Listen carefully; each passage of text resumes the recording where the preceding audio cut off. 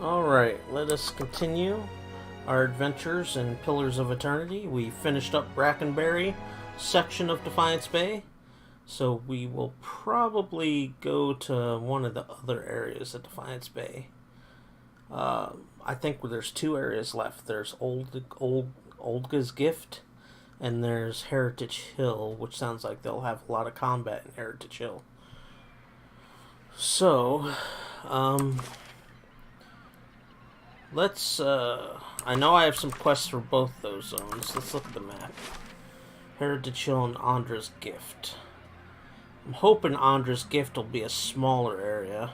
And then we have various quests in other parts of Defiance Bay that, they sent us to Brackenberry or First Fires, and now they're leading back to the earlier areas. So let's head towards Andra's Gift.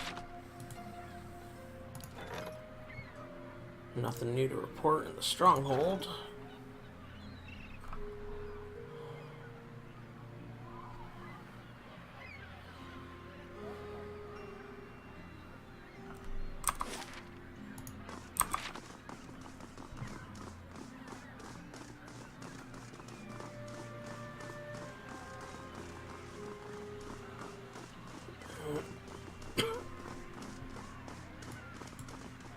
Alright, let's head to Andra's Gift. 12 minutes. I think I could live with that.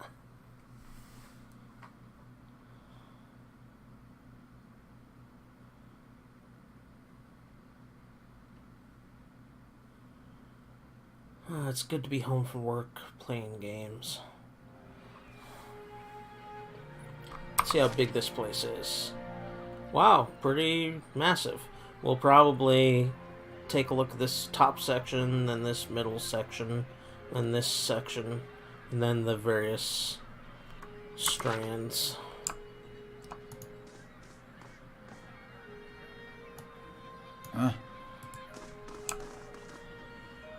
Alright, so let's stick to the top section, check things out. They don't consider it stealing, apparently.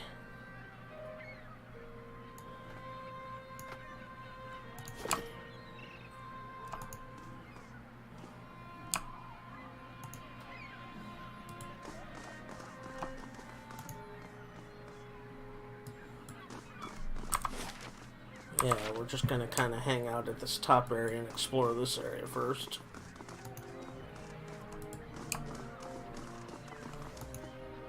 Grimy windows having paper over from the inside. Alright, let's go inside.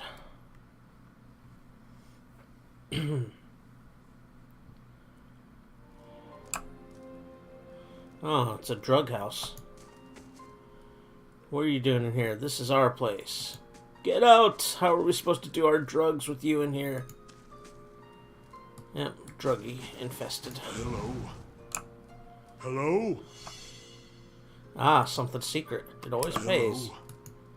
A dozen Hello? tiny somethings squirm within the pot of rice. Mmm, delicious.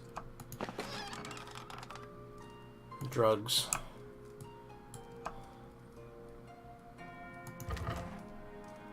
Potion of mirrored image. And money. Doesn't count as stealing. Well, that was quick. Nice quick room under our belt. On to the next area of Olga's Gift. Is it Olga or Olda? Andra's Gift. Okay. Next time I get the chance, I'm buying you a pint. That means a lot, Adair. Oh, do you want one too? Sorry, I meant for Isselmere. I'll get you one too.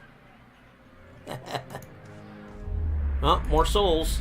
You see 4 flickering torches, the only sources of light reflected across 4 tense faces.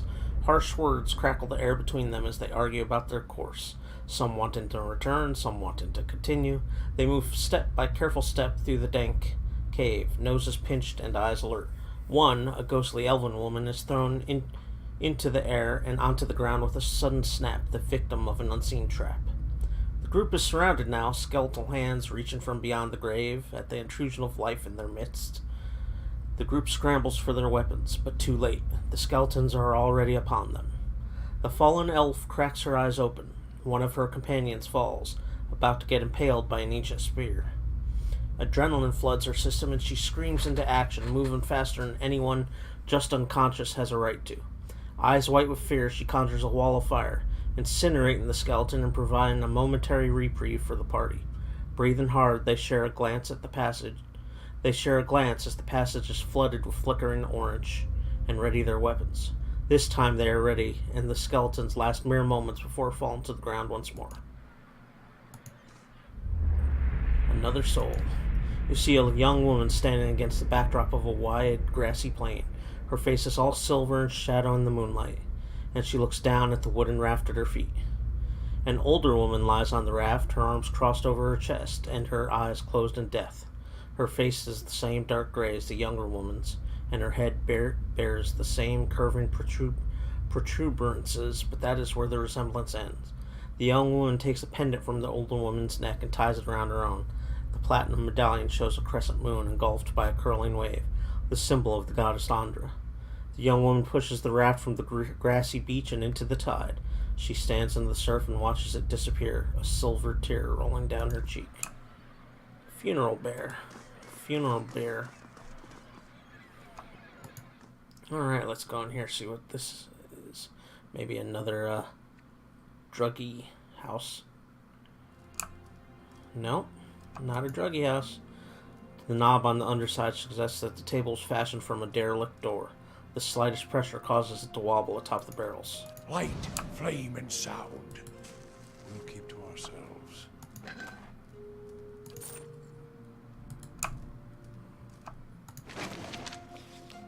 Coco.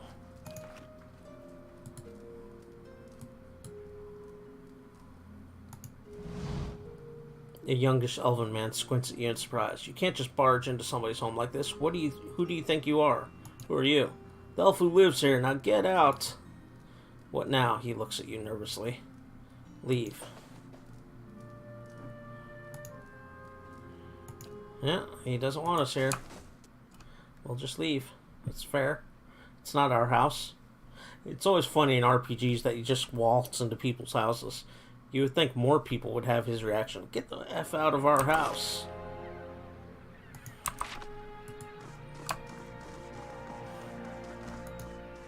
With its crooked and missing shingles, the roof resembles a prize fighter's gap-toothed smile.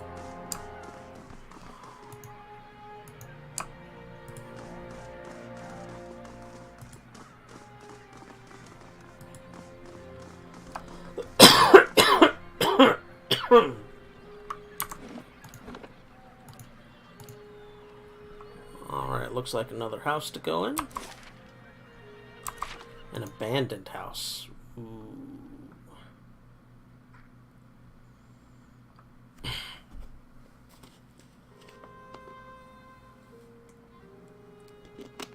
If it's abandoned, nobody should have any problems with me Let's see what lies stripping it bare of all items.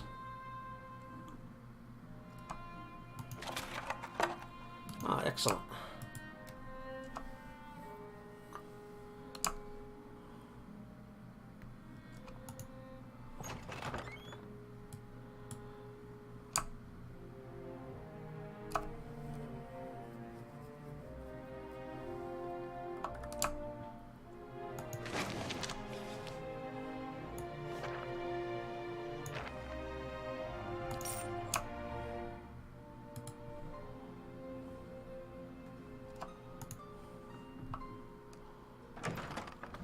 Uh-oh. As you enter the room, you see several figures huddled together. They stand at attention, armed, but not in matched gear like the Crucible Knights. At the center of the group, one woman looms over another, holding a flail. She snarls at the cowering figure. You've got pages of research here. You expect me to believe this was just your scratch work? It's nothing, I promise. Just my notes. You hear a painful smack as the woman backhands her captive. We know you're meeting with the Crucible Knights. You think they're the only ones of power in this city? They call us the dozen for a reason. Now, I won't ask you again. At a nudge from one of her men, the woman turns and sees you watching. Her eyes narrow. You shouldn't be here. What's going on here? She tightens her grip on her flail. Nothing you need to know about. Oh, fine. Attack. I don't care. Let's see. They have a mercenary. Just a bunch of mercenaries, not even any priests. Good luck. Let's see. We'll attack him. Knock him down. Do that. He can attack her. And her. And her. And he can attack him.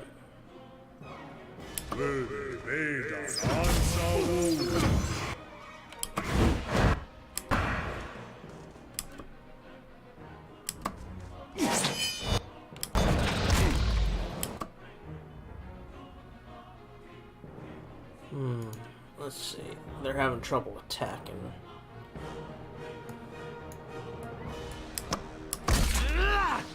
Let's just disengage and reorient. Okay.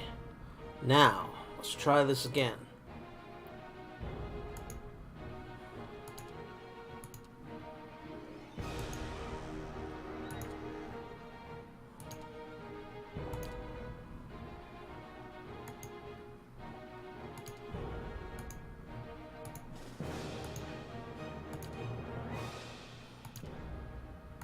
Hey.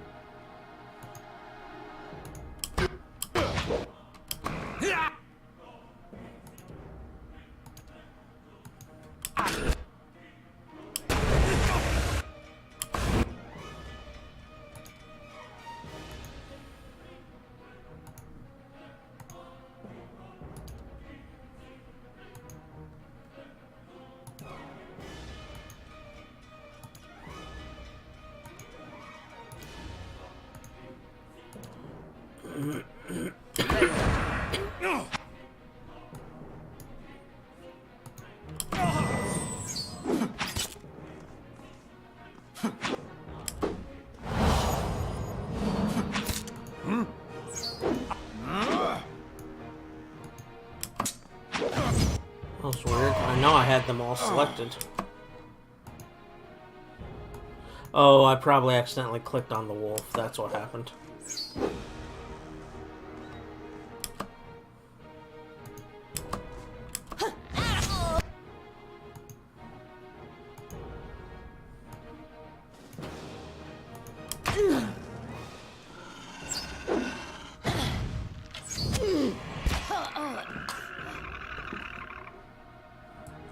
Right.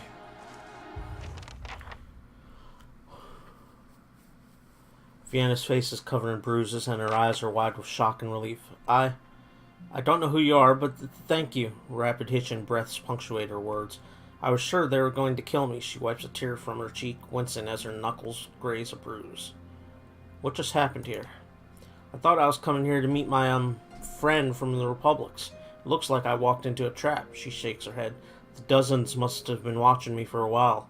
I've been working on a special project for the Crucible Knights, and they weren't exactly subtle about contacting me. About this project. It deals with a rather rare branch of animancy. No offense, but I probably shouldn't get too specific without Commander Cleaver's permission. He commissioned it, after all. She laughs nervously. And you can see the trouble a little indiscretion has gotten me into. Tell me about yourself. I studied animancy in Oja back in the Valian Republics. I came to Defiance Bay to research local advances, but instead of going to Brackenbury Sanitarium, I found a position as a scrivener at the Temple of Whale. I've had access to many rare manuscripts that most animancers never see. She shrugs. Of course, I've had to keep my head down. I've been careful not to let the head librarian or my colleagues know what I'm working on. Let's get out of here. She nods on a split lip. Commander Cleaver of the Crucible Knights is waiting on my research.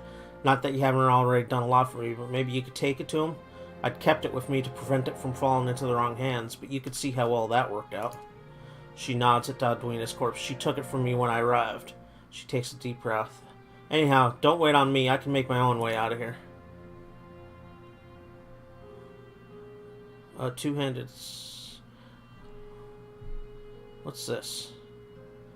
Oh, this is Alau's spear. I did... the deal 200 raw damage, so it got enhanced. Now I've got deal 300 to dazed enemies, or deal 1500 damage to enemies. Dazed enemies would be difficult, so let's do the 1500. Oh, you just have to do one or the other.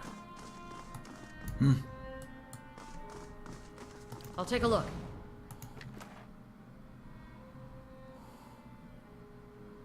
Oh, that's new. Let's check that out. Oh, I missed the research. Dang it.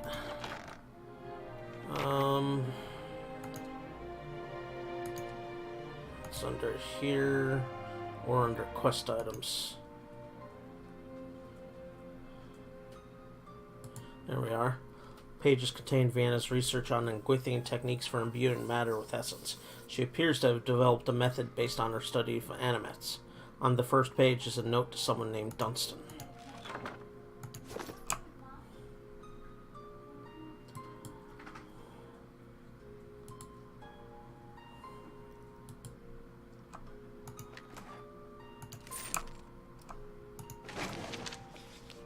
Another hammer and chisel.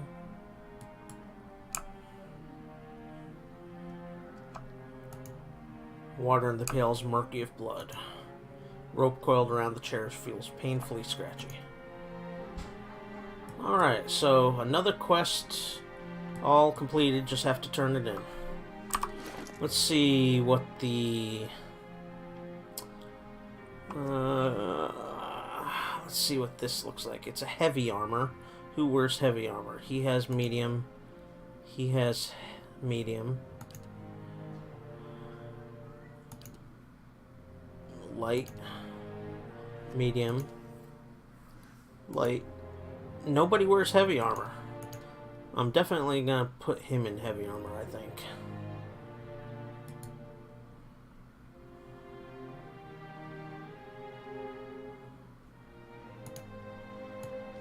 I think so.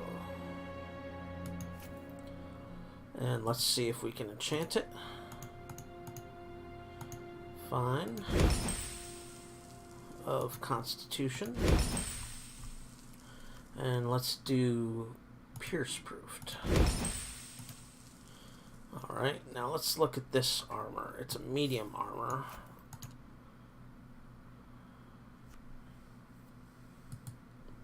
Let's compare. He's currently using Herbal's protective skin. +3 damage. Grants second chance on unconscious. It's roughly equals. Let's see who else is wearing medium armor. That's light. It's medium. I kind of like that one for him. It's light. That's light. I guess to the stash it goes. Alright.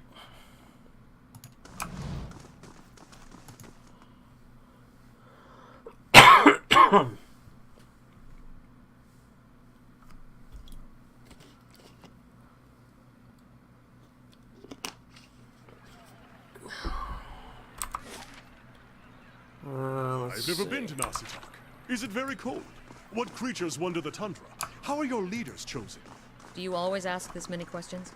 Well, that's just to get us started. Let me get out some parchment for notes. Ask whatever you want. If I don't know, I'll make something up. Another soul. You see a body on a bench. A team of mages and healers buzzing around the room, shouting instructions and incantations. A pulsating crystalline device lies in the body's chest cavity, steaming slightly in the magically cooled room. The healers stitch the skin as a priest murmurs healing charms. Finally, it is done. The body is again whole. The mages gather for a final enchantment as the others watch. A complicated ritual that has them sweating rivulets. A hush falls over the room as the body shudders, electricity arcing from side to side, eyes fluttering open. For a moment he's there, but something is wrong. He goes to scream and he's gone. The room is silent as they trail out, overcome, but something stays, not quite tangible, and shouts wordlessly as it sees its own body for the first time.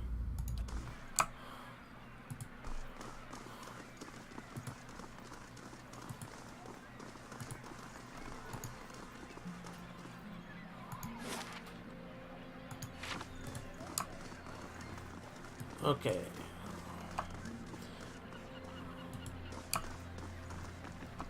I'll take a look.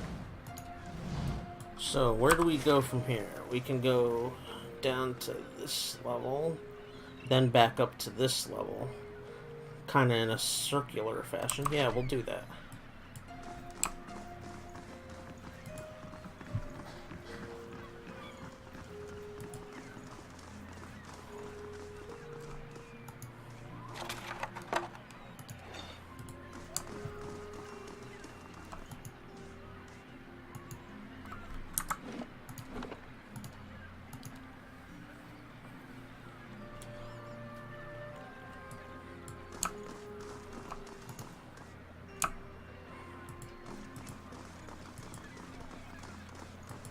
Alright, check out this house.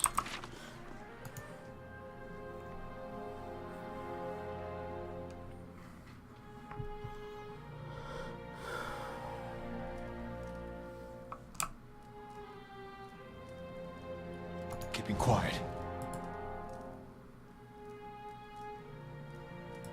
Make sure there's nothing hidden or traps. Doesn't look that way.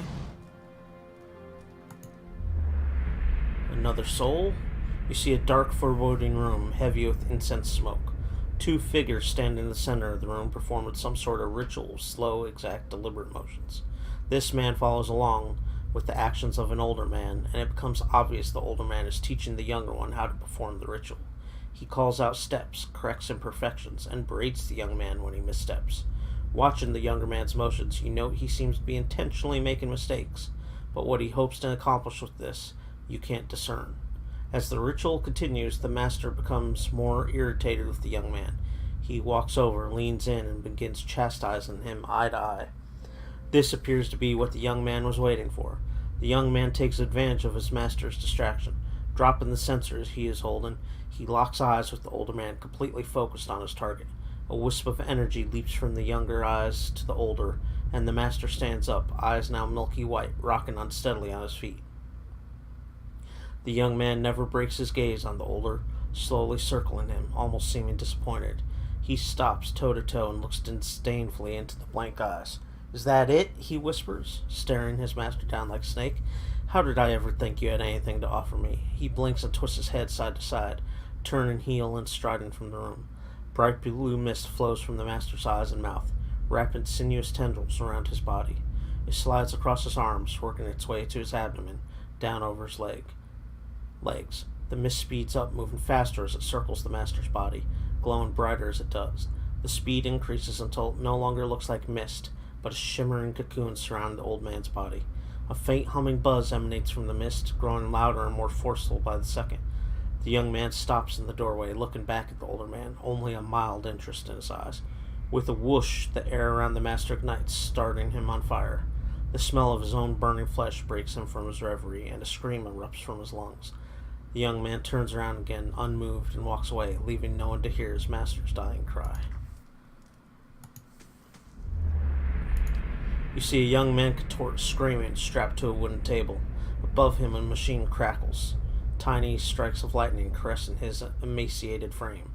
A trio of mages chant around him, eyes white, hands lifted in benediction of their agonized victim. It goes on for more time than you could say before the screams stop, replaced by hoarse stabbing sobs and a silence. A silver-haired woman enters, kissing him on his forehead, motherly hands soothing, cajoling. He quiets, unable to speak for screaming, and waits for a death he'll never see.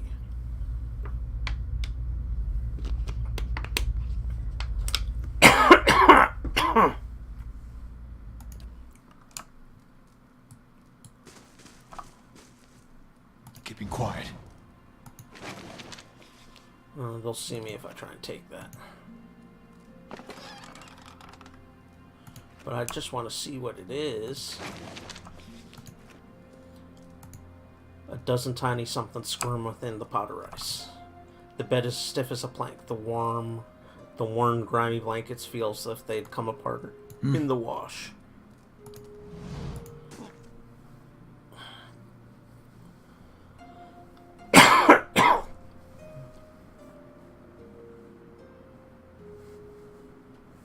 Sorry about the coughing. I've been fighting something. Okay, so let's head down here. We'll explore all this area, and then we'll go back up here and explore this area, work our way around, and then work our way around down there. Sounds like a plan.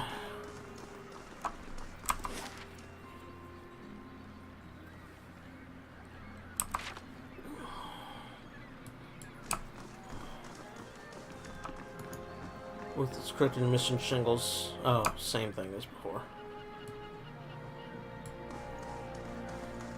I'll see what I can do. The work of a moment. Let's see what's in the locked door. That's always suspicious. Keeping Oh, quiet. nobody and nothing. Ah, but a secret. I think I see something. Someone stashed a few sooty playing cards under the bed. A garnet.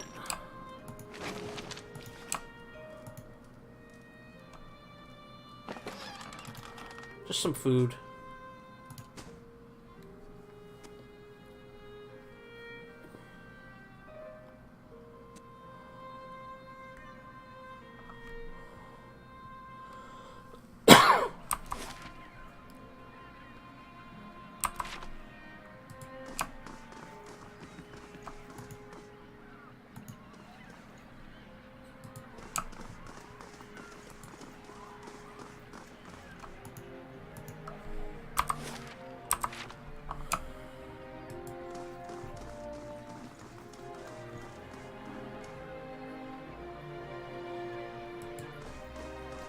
God's damn that son of a coup.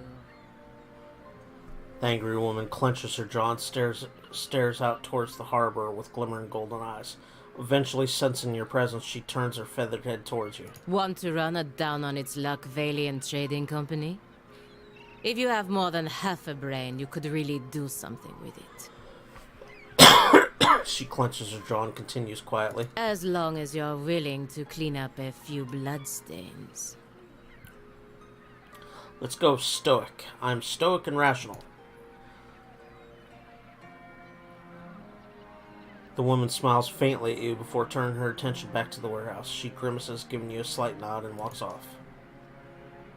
Oh, I think I missed something. I shouldn't have done stoic. Dang it.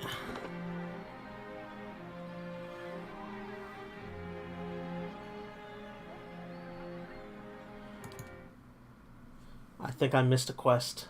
I don't want to miss a quest.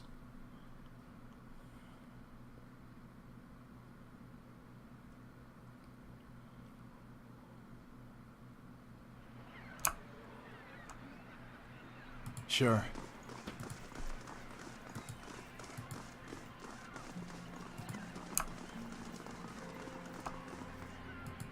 God's damn that son of a... Want to run as long as you're willing to clean up a few bloodstains. What's going on exactly? Exactly.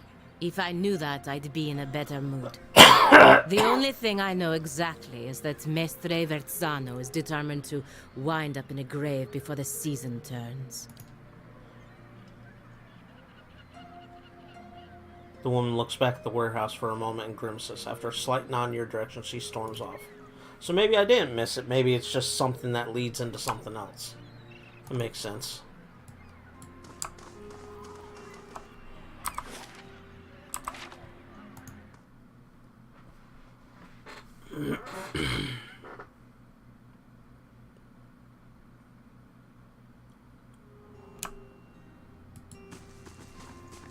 Welcome to the Valiant Trading Company. Well met, friend.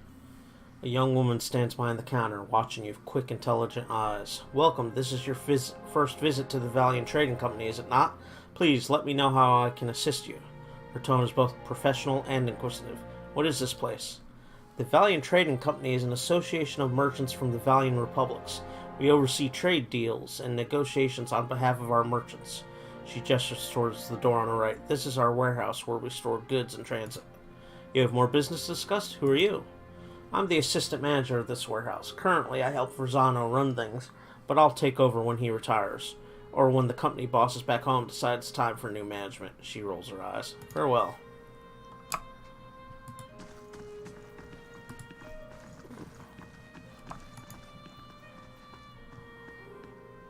The shipping manifest listed the cargo of the Principia de Messiamana, 400 shark skins from Ratoi, 20 blades of blackwood from the Living Lands, and 6 dozen barrels of Adir ale. Esteemed Maester Verzano, while your ambitions would dignify any son of the Republics, your methods do not. The Dukes have asked once, they do not see the business interests of all of the Republics. They are not given to asking twice.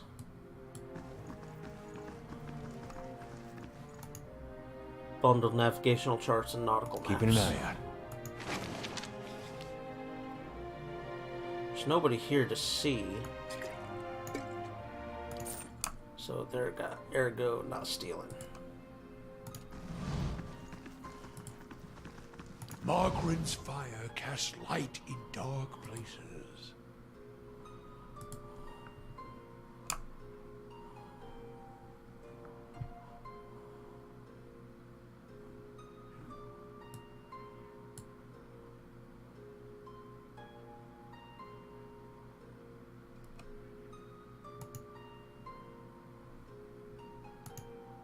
For immediate transport to Barda, handle with care.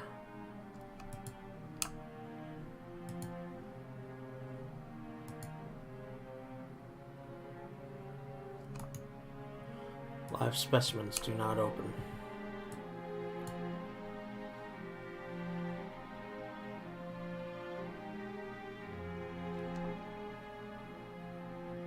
I'll see what I can do. The work of a moment.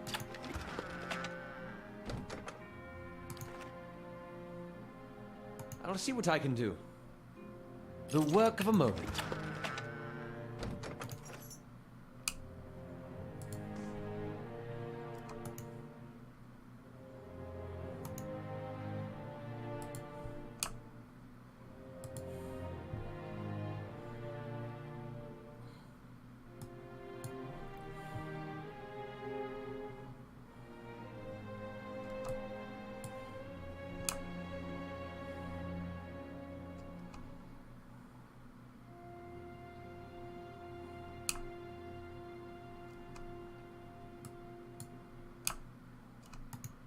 Caution flammable.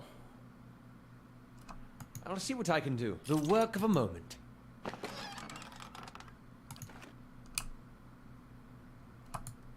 Alright, let's go talk to this dude.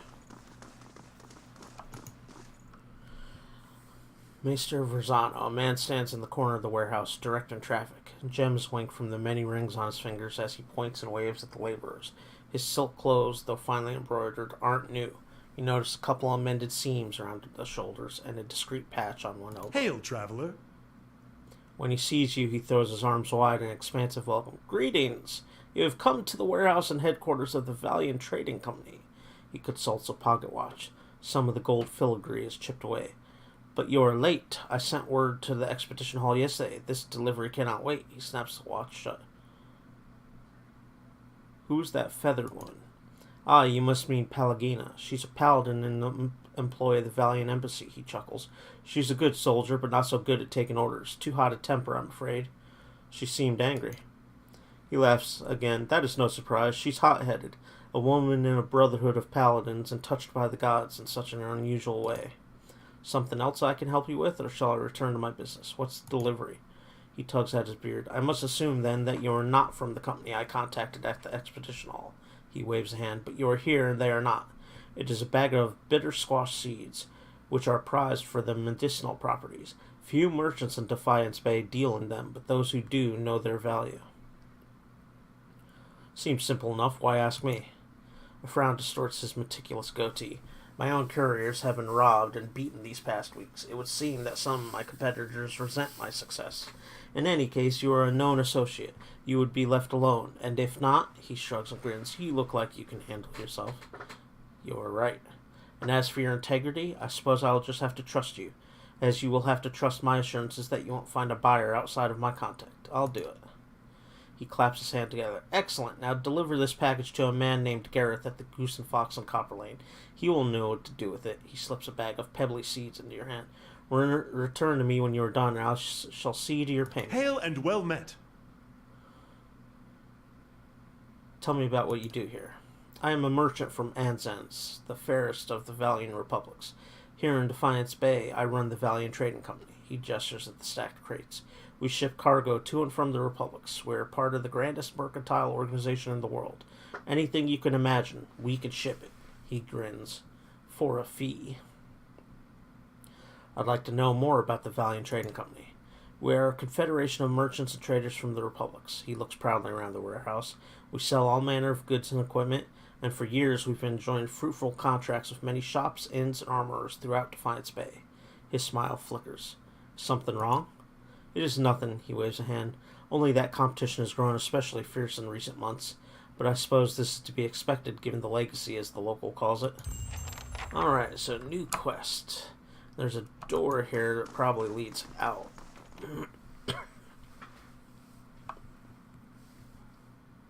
I will do your quest for you. Since you do not get experience for fighting in this game, you only get experience for completing various achievements and tasks and quests. Hail, traveler. Come take a look at my wares. Exotic goods shipped straight from the Republics and Old Valia. Show me what you have for sale.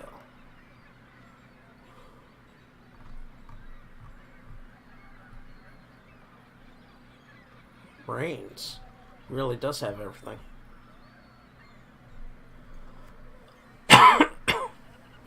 Pets. Let's see, we have a worm wing. Oh, that's not a pet though. A beagle dog. And a calico cat. Let's get them both. Must have all the pets.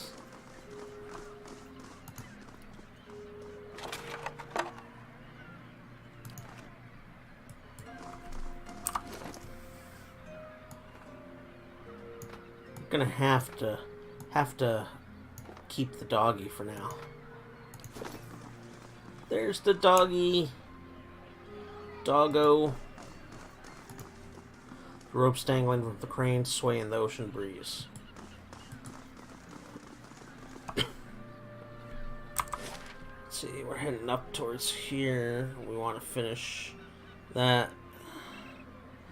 Then we're gonna explore these ramparts after we finish exploring up in here.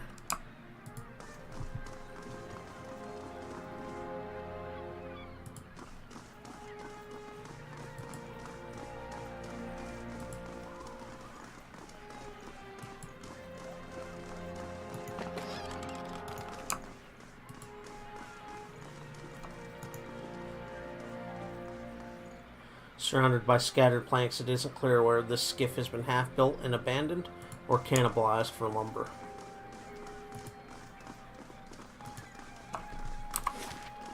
Okay, so this is all explored.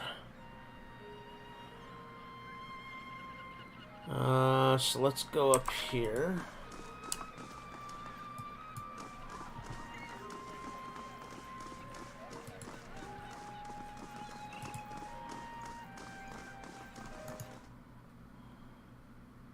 See what's in this house.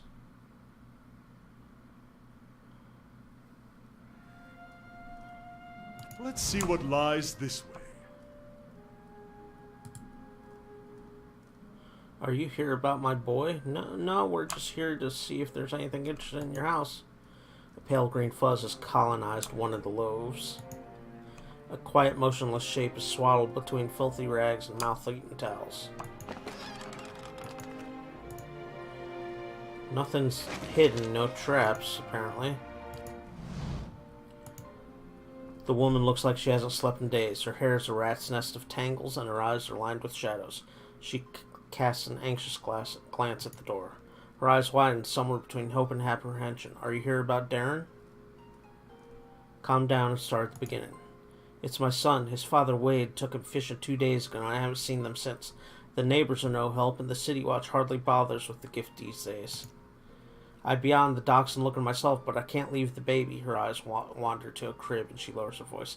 I don't dare take a Hollowborn out, what with the violence near the brothel. You have a Hollowborn baby? The answer is etched plainly on her face. Widewind's legacy is as potent in Defiance Bay as anywhere. People are scared and they're looking for someone to blame, whether it's those women at the brothel or the families of these poor babes. Might be nice if a god or two stepped in and set people straight, but maybe that's just me. She sighs and watches the motionless cradle. I don't approve of what goes on at Maya's place, but these attacks won't earn us God's mercy, and it's only made it harder to earn a living. Tell me more about their disappearance. What do you want to know? Tell me about Darren. The ghost of a smile flickers across her lips. He's a brave lad, if a little too bold for his own good, but he's always been a dutiful son and a gentle brother. He's got dark hair, quick eyes, and a ready smile. When you find him, you'll recognize him in a heartbeat. I'm sure of it. Tell me about Wade. She scowls and brushes a greasy stand of hair from her face. Sometimes I don't know whether to rejoice or rue that he comes home as often as he does. He spends most of his time and all of our money drinking at the brothel. Has ever since. Her gaze returns to the silent cradle. Where did you see them last? Wade was taking Darren fishing at the docks. That was 2 days ago. I have no more questions. I'll be back if I find anything. Ada closes her tired eyes, likely for the first time in 2 days. I don't know how to thank you. I don't have much to spare these days, but Andra bless you for anything you could do.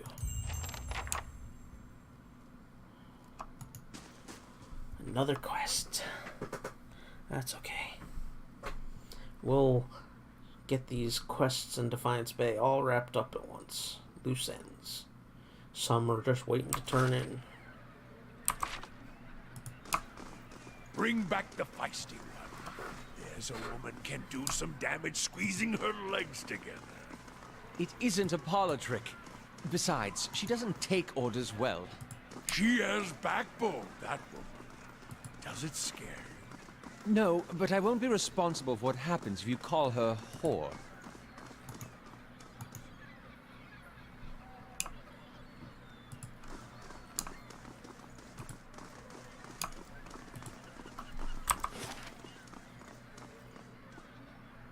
Okay, let's go down here, keep to our plan, our pattern.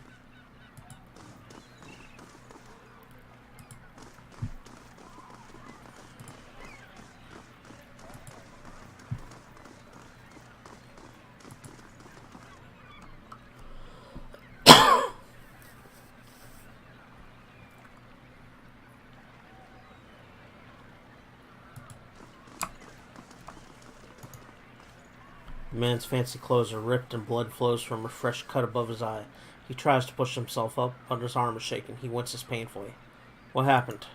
He carefully dabs at his bloody nose with a silk handkerchief. I was just on my way to the club. He slowly stretches out one leg, grimacing at his scraped knee. It's a rough part of town, but the rabble's never been violent. Even a night with a collie isn't worth this. He limps away.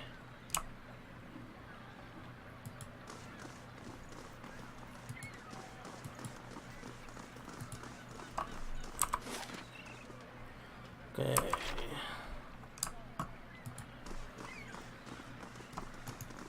The Salty Mast. I think this might be the brothel.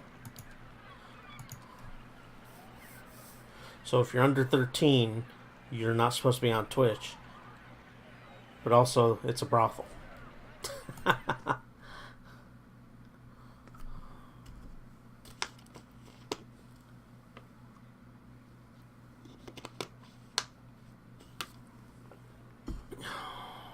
Nothing like this in Gilded Vale. Just Wallaroo of the milkman. Good day, stranger. Oriko She knew catches what your she eye. was doing. Golden hoop dangles from one ear, and his fine, fitted clothes whisper as he glides over to you. You have me at a loss. How could I afford time with such a magnificent creature? What are you talking about? I'm talking about your magnificent eyes and perfect lips. Truly, it should be a crime for you to ever close them. He runs a finger along a perfectly symmetrical goatee. What can Oriko do for you? You tell me. Something's... no, I don't fly that way. Not that there's anything wrong with it. Overfried cod, Waterdale, and prostitution. A bastion of Deerwooden culture. I hope you aren't expecting to The Orland find the man leaden key seems in to here. walk with a slight limp. He doesn't say anything, but he stops and regards you with interest. What's wrong with your leg? He just laughs and shakes his leg. Alright, not interested. Brothel patron. Visit new brothel lands, patron, see the sights. I do love travel. brothel guard. Now to find a home for my other staff.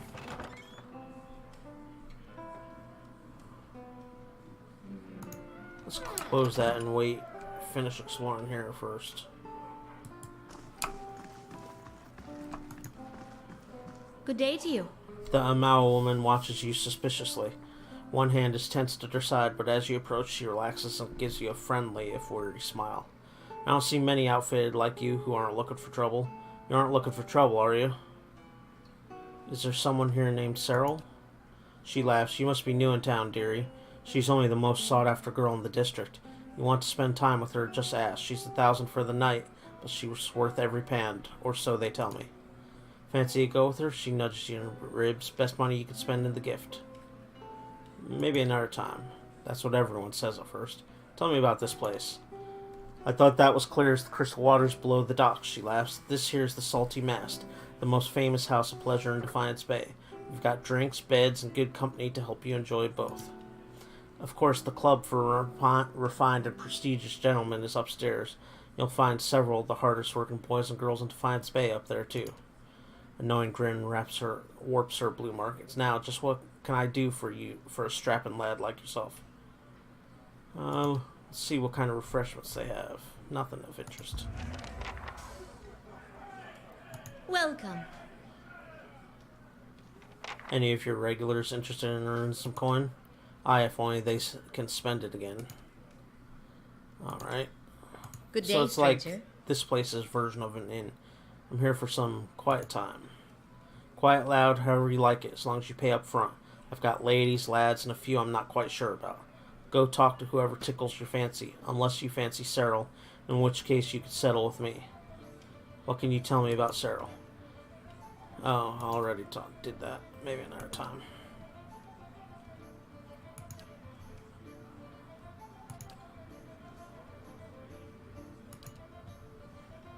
Okay. Just wanted to see what Well rooms met, are friend. available. What kind of trouble are you having? A frown ripples across her blue facial markings. The kind that's bad for business. Local rowdies have taken to harassing my hard-working boys and girls. And our customers, they started showing up after this rash of Hollowborn. And they've been driving my regulars away. She looks you up and down, scratching her chin. I've been looking for someone to help me clean things up around here. The knights are too busy sniffing around Duke Avar to bother with us commoners and the gift. And I'd just as soon not deal with their bureaucracy anyways. I'm rational, so let's go with rational. You restore my business and there'll be plenty of that, alright? Maya draws you closer. These thugs tend to roam in groups, which suggests to me that these aren't random instances. She places one large finger on your chest. You put a stop to these attacks and I'll find a real nice way to thank you. She winks. Got me? If she means to bake us something, my vote's for cookies. I've got questions. Shoot. What do you know about these attacks? She waves a hand at the door. You only have to step outside to see it for yourself. Those thugs out there are just waiting to cause trouble for anyone coming or going. She sizes you up. Maybe they would have let you pass, however. Tell me more about your business. She rubs the back of her neck. It's not doing as well as I'd like with all this trouble. I run an honest enterprise, just trying to give folks a little rest and relaxation.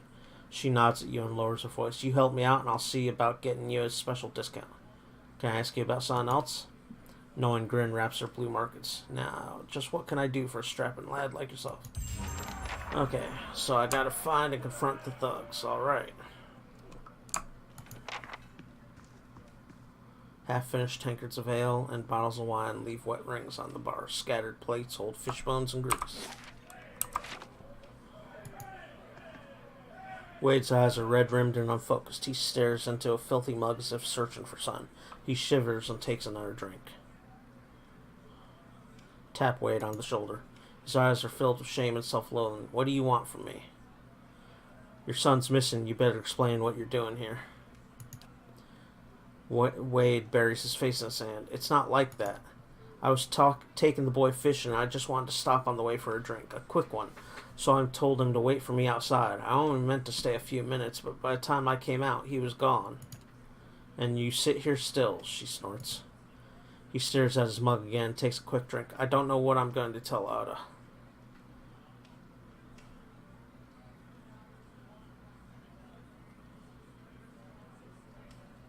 That's no excuse to sit here. Get your ass out there and look for him.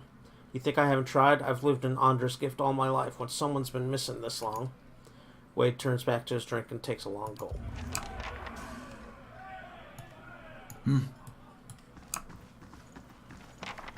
Gods keep you. Lynn has 2 lips. She leans on the bar, her black painted nails tapping the wood. What'll it be? Any of your regulars looking for work? They've got to earn their ale money somehow. Take a look. So she just does the same thing Maya does. Well met, okay. friend. What can you tell me about this place? She arcs an eyebrow. Every foreign sailor and visiting villager knows about the Salty Mast. It's the most famous brothel in Defiance Bay. She points to an Amao woman. You want to know more? Just ask Maya. Let's order refreshments. Welcome. Goodbye. Okay.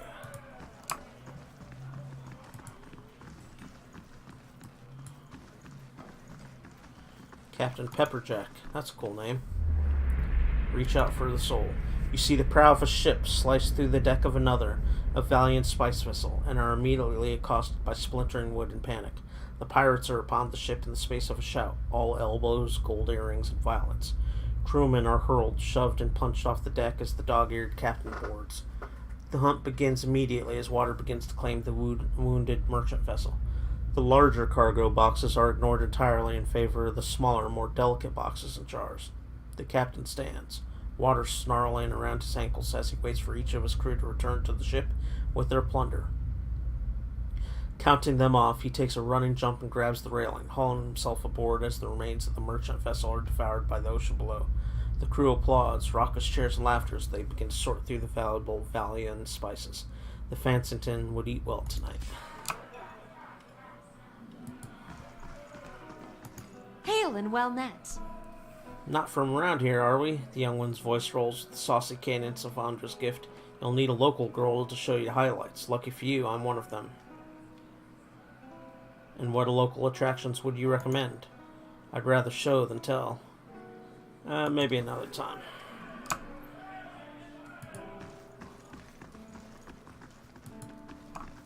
Good day, stranger. Older drunkard. His robes are torn and stained with vomit. He turns his eyeless face towards you, wiping his mouth. Come for a story? His speech is slurred and his voice ragged. I told all the best stories. He slaps his chest. It's my club anyways. What club? The club for refined and prestigious gentlemen. He prods your shoulder. Wait, if you don't know about the club, you must be... He heaves, catching at his chest. After several precarious seconds, he recovered. Where was I? Oh, you must be here about the ring. The ring. He shoves it into your hand. Have to have that to get into the lounge, he hiccups. They don't let just anyone in, you know. He wipes a hand on his shredded robe. It's the most exclusive club in Defiance Bay. He slaps you on the back, and whatever you do, don't tell him you're new, or... He turns away, overcome by a fit of dry heaving.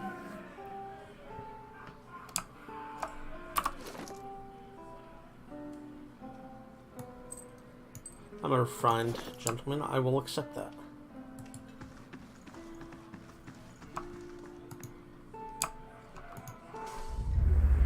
Reach out for the soul.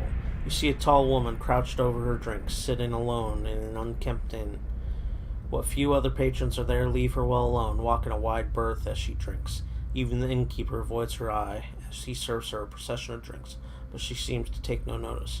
A man swaggers in, and he does take notice. With an imperious nod to the innkeeper, he seats himself next to the woman. Her buxom form is clear interest. She turns away from him, but he persists, reaching a hand across and touching her knee. In seconds, he is prone on the floor, shocked and still, scrambling to get back up, and is prevented by her shoe on his throat. She raises an eyebrow, expression empty, as he splutters for mercy. He's red by the time she relents, and she turns back to her drink as he scrambles backwards and out the door, casting a fronted glass and glances behind him as he retreats. The other patrons shake their head knowingly. You see the burned-out shell of a room. This man stands in the middle of it, scorch marks surrounding his feet, smoke rising from his fire-singed robe. Debris is littered about. Broken shelves, torn and burned books, smashed chairs, a sundered table. There are cracks in the walls, and light shines weakly through a small hole in the roof. Every window in the room has shattered, and a lamp lies on its side in the corner, burning oil forming a pool under it on the stone floor.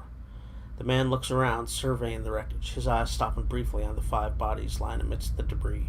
They are twisted, burned, torn, and nearly unrecognizable. He turns back to the only living man remaining, sitting against the wall, legs and pelvis crushed under a heavy stone beam. The dying man stares blankly over the beam, blood running from the corner of his mouth. The uninjured man leans over, looking into the eyes of the other. No other may have this knowledge, he says. The other man opens his mouth to speak, but this man has already walked away. He drops his hand to his side and speaks a short phrase. An inky drop falls from his hand and hits the ground, growing into a ring of black energy that extends outward. As it passes over the other man, he transforms. His skin becomes ashen and gray, his flesh desiccated and wrinkling in on itself. The ring extends past the man and blinks out of existence as his body, now nothing but ash, collapses in on itself.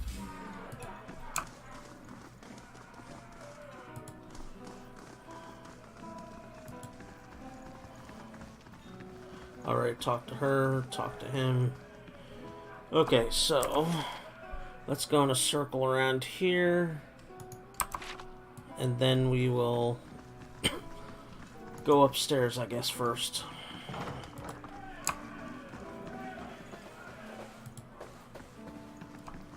Slow and silent.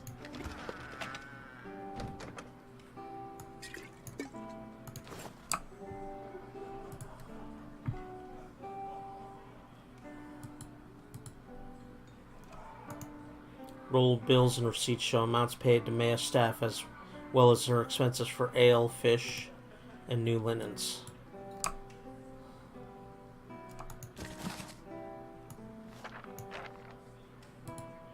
Skay Night with Scripture.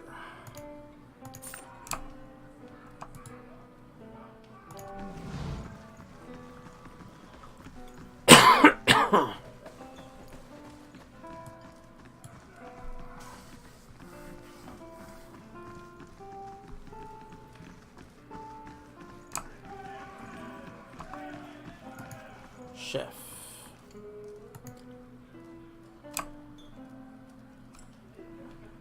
Okay, let's head upstairs, and then we're gonna stay the night with Senya, or whatever her name is. But first, we visit the League of Extraordinary Gentlemen, or whatever they call it. Their name's a little different. And what does the flame reveal? The dwarven maid raises the hem of her skirt to show you a well-muscled leg. You've never experienced anything like this before, trust me. What do you mean? Why, I could climb a tall thing like you all night. She slaps a smooth, firm thigh. No, not right now. Astoundingly, there's no spare change between these cushions. Welcome. Kali. The pale elf's gold eyes are the color of a winter sunset. She touches your cheek with a cool hand. You look like you've journeyed far. Let me show you comfort and rest. Tell me about yourself. I came to Defiance Bay from the frozen lands at the southern end of the world. Few of my people venture this far north, but none know how to warm a cold night like we do. Her skin seems to glow in the darkened bar. No thanks. I'll take a look. I'm not going to be able to sneak that. There's too many watchers. A game of Dunrid Draw seems to have ended abruptly with scattered cards and black psalm pieces. Gods keep you. The elf's long hair frames high cheekbones and a long slender nose. It's not every day that the club gets such a breath of fresh air. Who are you? I'm a native of the Deerwood and an expert in the subtle arts. If it's practice, skill, and finesse you seek, look no further. He wraps his tapered fingers around a wide goblet. I'll be going. Thank you anyways, though. Nice ring. You may enter.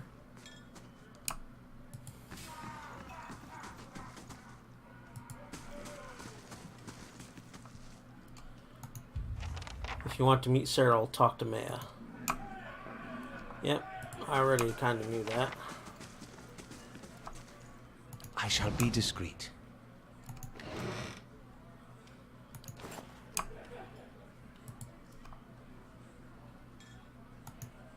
Up close, these look more comfortable than one might expect.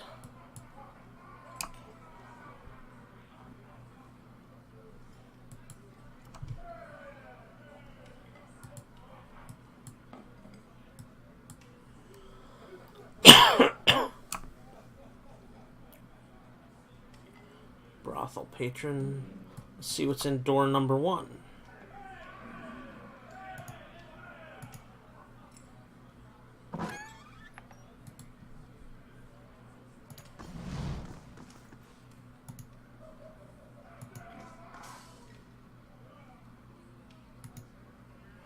Vincent Dwellier. The man looks down his nose at you. So, you're a member, I see. Are you here for the exclusive club equipment? Tell me about this place. He folds his arms. Broadly speaking, you're in the club for refined and prestigious gentlemen.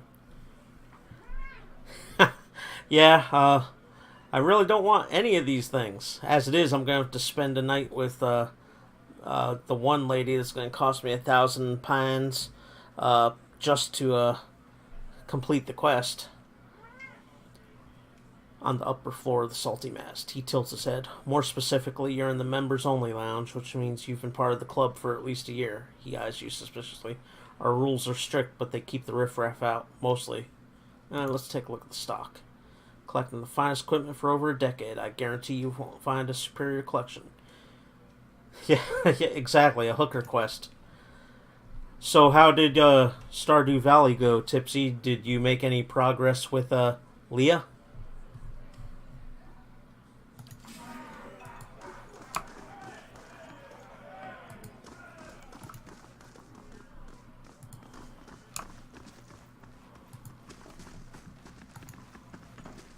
Oh, making progress then. That'll make your stalking easier. Ah, gotcha. So there's like separate servers or whatever, that separate world servers that you host or what have you.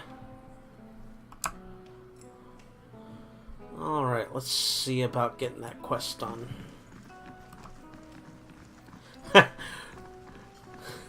Yeah, trying to keep the same game but in 2 separate worlds separate in your head.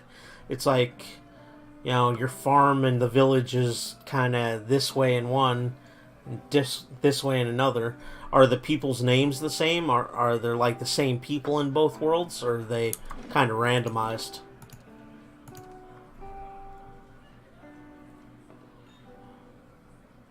Welcome. So that'll make things even more confusing, trying to keep straight, you know, who's doing what in which world instance. Alright, let's spend a night with Cyril. You'll find her quarters upstairs. She lays a large hand on your shoulder. Don't mind the burly fellows at her door. They're just there to make sure everyone has a good time. Well, is my whole party coming? That can make things awkward. Yeah. Who am I courting / stalking in this instance? It's probably safer just to stalk them all, just to cover your bases.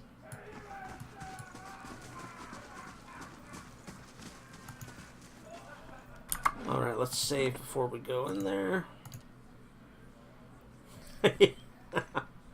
Slow and silent. Light stalking, though. None of the heavy stuff. You know, keep an eye on her Facebook or what have you. Fish near her house. You know how it is. Gods keep you. Powder almost hides the circles under her eyes, and rouge dusts her 2 prominent cheekbones. Despite it all, Cyril's beautiful. She favors you with a smile she must have practiced and perfected. Hello, stranger. Let me make you more comfortable. I'm here on a quest to restore a Glanfathan clan.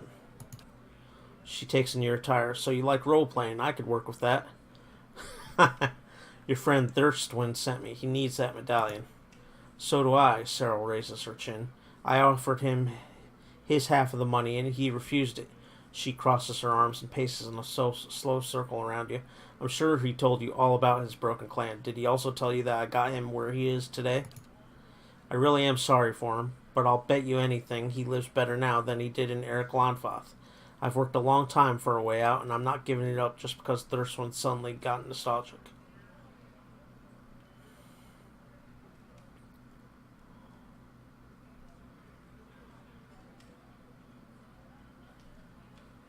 Let's do Resolve 16. Sarah rolls her eyes and leans against the bedpost. I finally find a way out of this life. That's what matters to me. Can't argue with that. Ooh, that makes things difficult. Okay, take it easy, Tipsy Man. Have a good rest. Enjoy your lurking.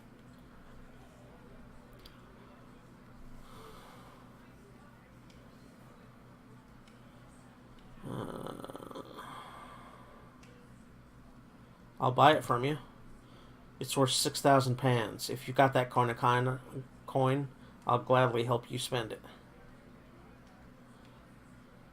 I have the money. Let's do it. Sarah goggles at the bag of coin in her hand. She looks back at you for just a second before reaching out into her bodice. She holds a curved Adra medallion by a cord and gives it to you. You lost 6,000 copper. She cradles the bag of coppers. I could be in a cottage in Brackenbury tomorrow. She looks hopefully at the medallion in your hands. I'm not going to tell you your business, but if you do mean to give that to Thirstwind, it would mean a lot to me too. I hope he finds everything he's looking for back home.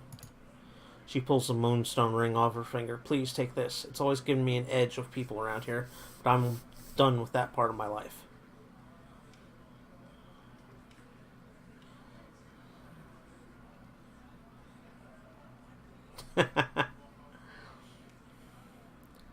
Farewell. Yeah. Let's look at the ring. Is it any good?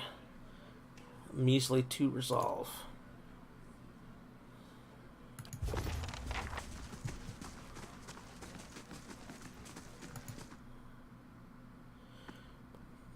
The lady's probably going to be a little pissed that I sent her. I successfully paid her favorite whore enough that she'll never have to work there again. Good day, stranger. Alright, let's go see if we can clear out those thugs. Should be right outside the salty mast.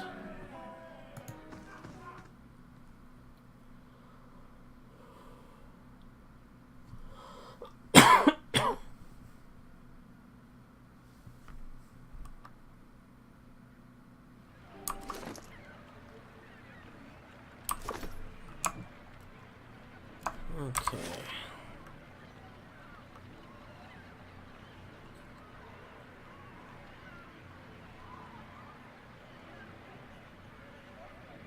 So let's go up and around, and then we'll look at these places.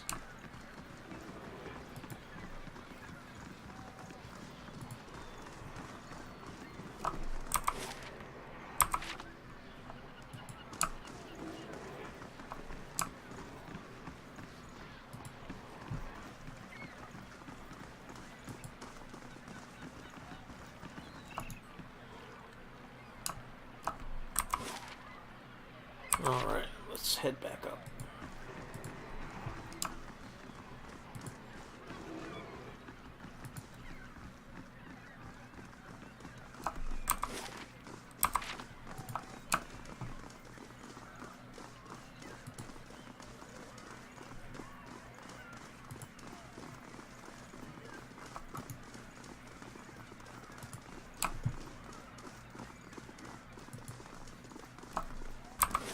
Okay, so we've done all this, done all this, done all this, done all this. We just have the outskirts to explore.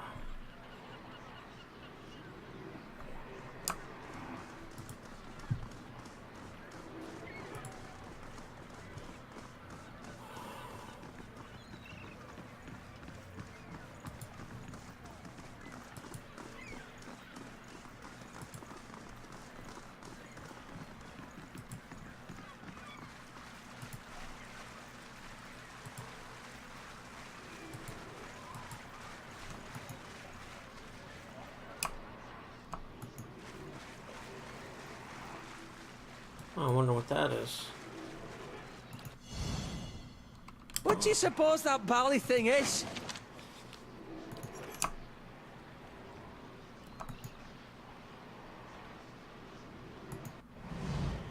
A young boy's corpse lies at your feet, half covered in dirt and seaweed.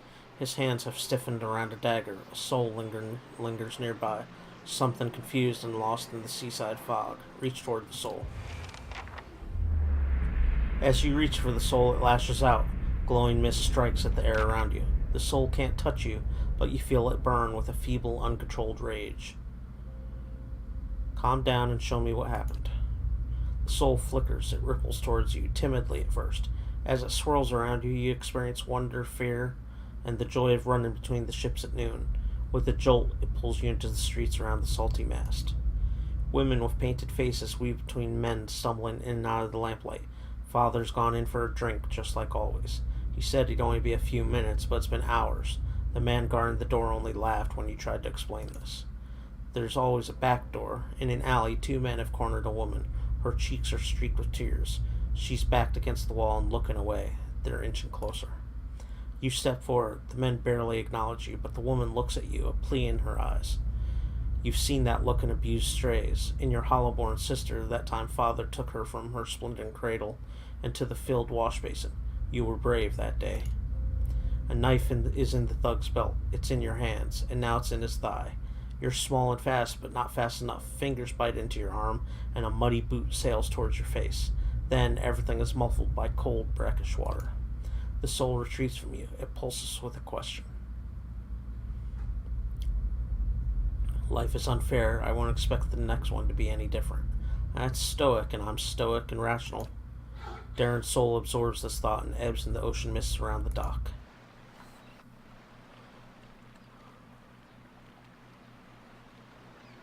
I'll take the dagger as proof of the boy's death. The boy's small hands are rigid in death, but you pry the dagger free. It looks too large and too expensive to have belonged to him. The letter B is carved into the pommel.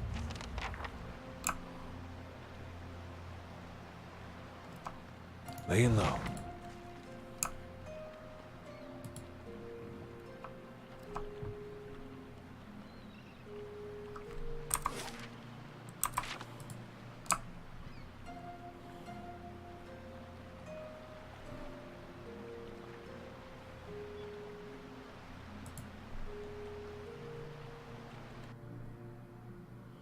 Oh, a ruin blight. Oh, a lot of enemies. This could be bad, actually.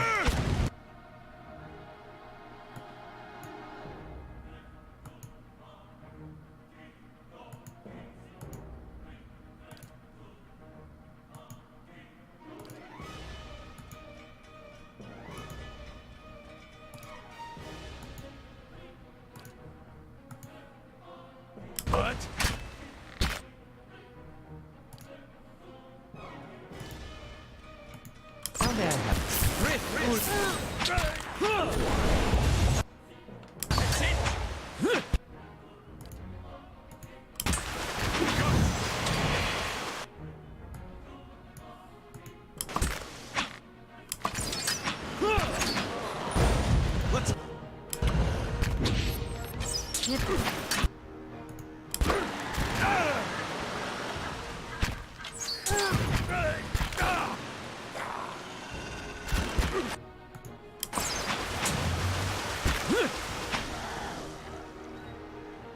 Sure.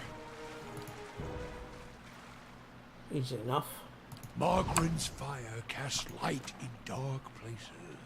Gwithian dagger and Gwithian shields, primal water, shattered animate armor.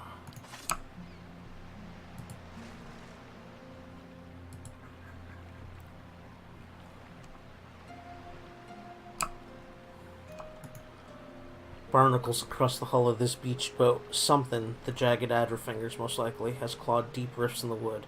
Whoever tried to sail through them must have been desperate or inexperienced.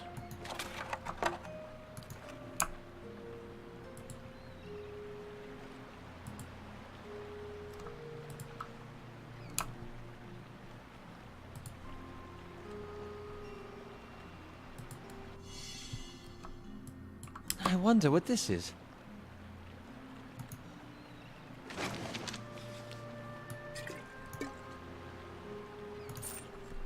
Well, that should help my money stash.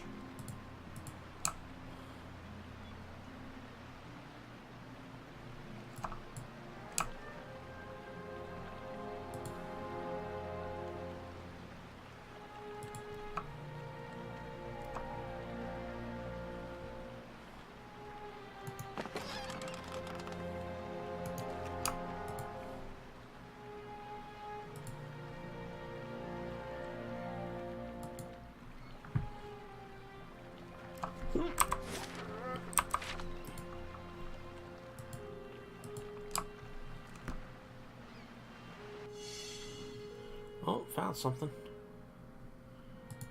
You might find this interesting.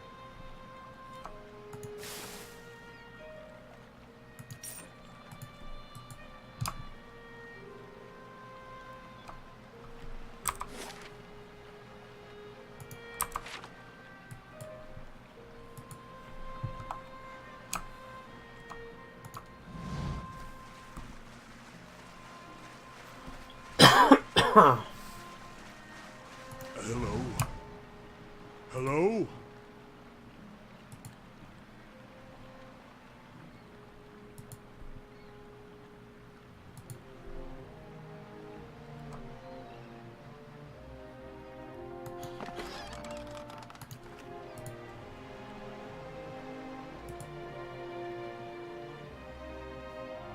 Oh, more enemies.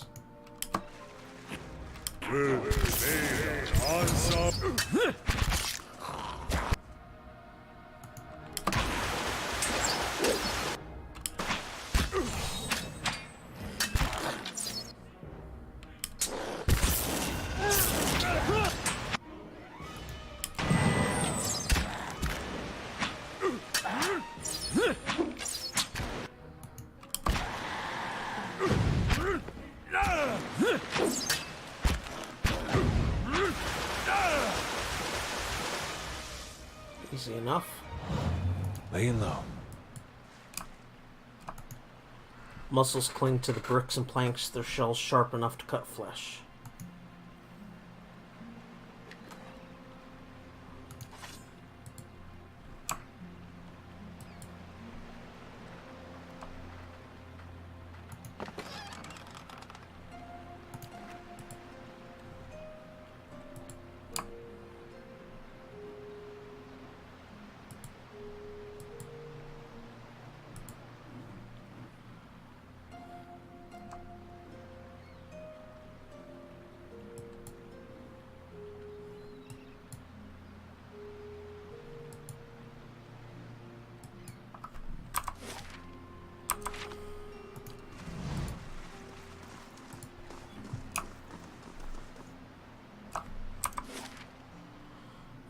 Let's see. Let's go over here and explore down this way.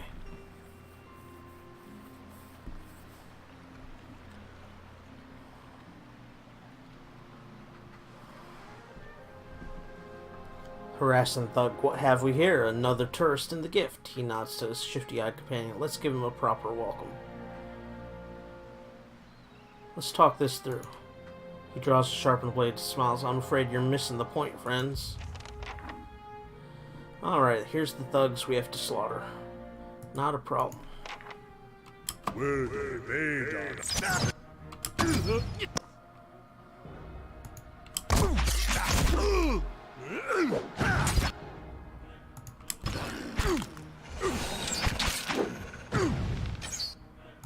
Dead on!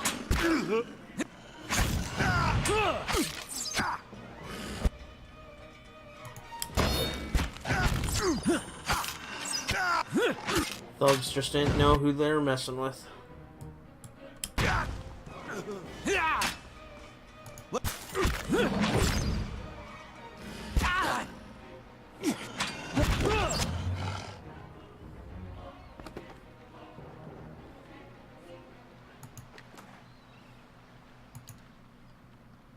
Ooh, a rusty bronze key.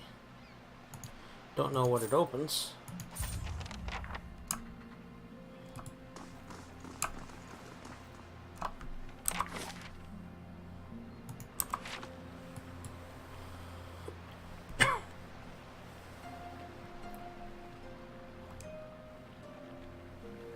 I wish they were a little more descriptive about what the keys open.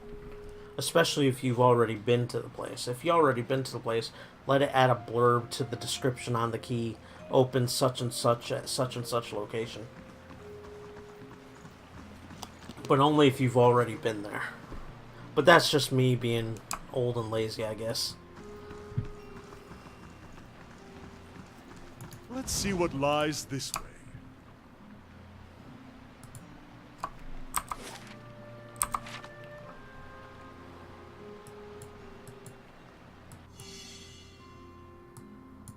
That's unusual.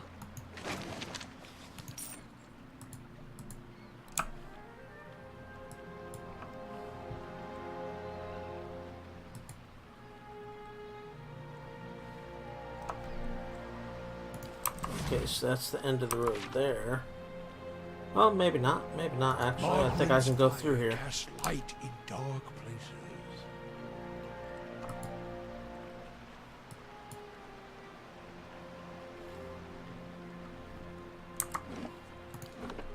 Been a while since I saved.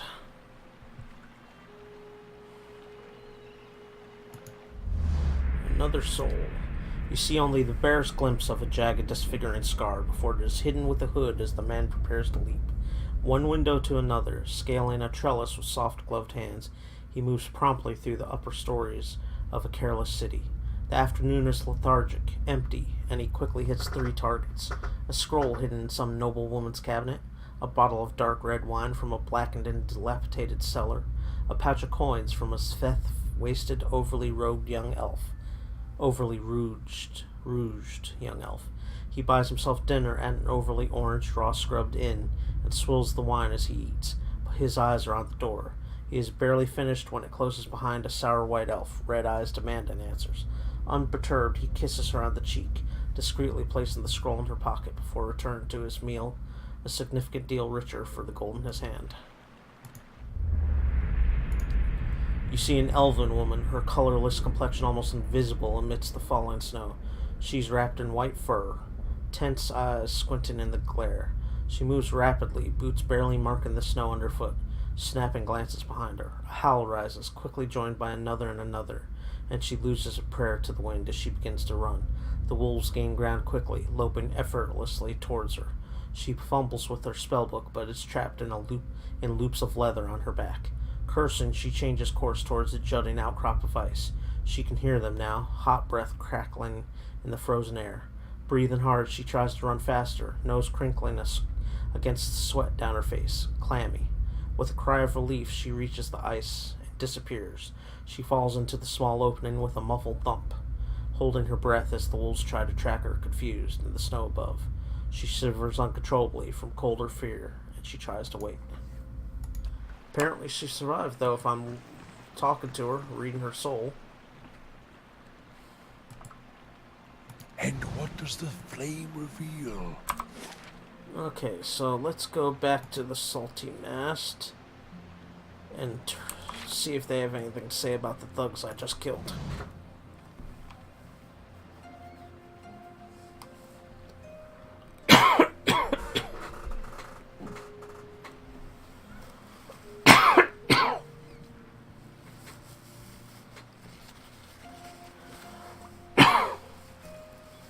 Apologies for the coughing again. Just can't shake whatever's causing this cough. I don't seem to have congestion. Probably I'll have to go to the doctor. Maybe once work calms down. Probably be bad news. Who knows? I always think the worst.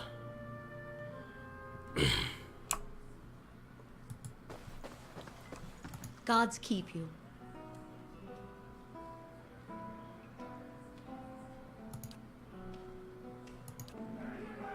Okay, so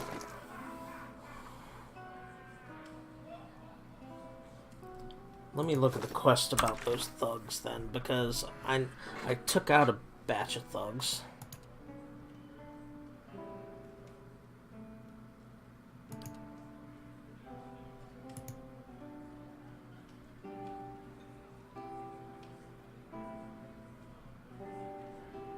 One of the thugs dropped a key that looks like it belongs to a house in Andra's gift. Okay, so there's a house.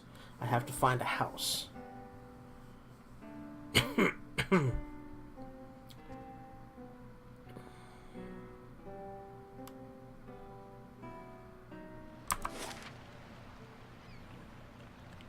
Let's look at this ramshackle house. See if this is the house.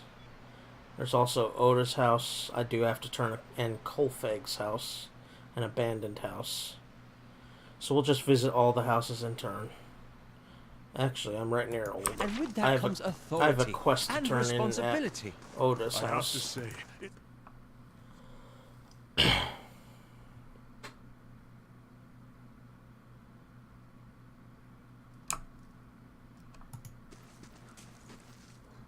Have you found my Darren yet? Darren was murdered. I'm so sorry. I don't know how to tell you this, but he's gone. I can't imagine your grief. That's the passionate response. You may want to sit down. Darren won't be coming back. Diplomatic response. I gotta be honest. That when I don't have a rational or stoic option, I go with the honest option. I am a paladin. Oda's mouth falls open as she stares back in shock. My boy's dead? That can't be. What happened?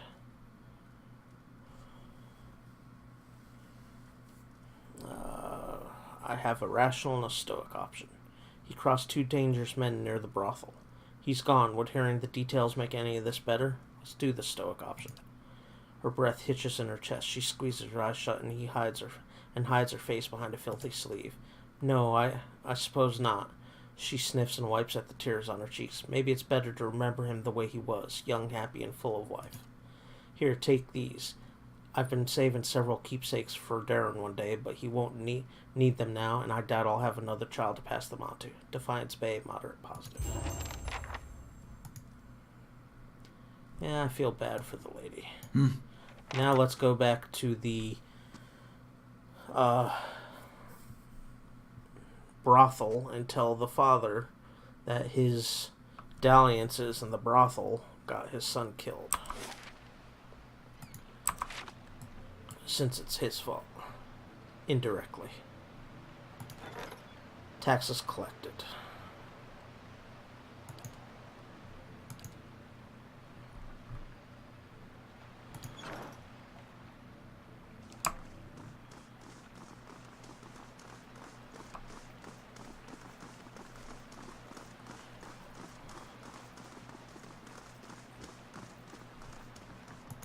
Should have done this while I was here before, but oh well. It's not that far a trip to the brothel. I'm already here.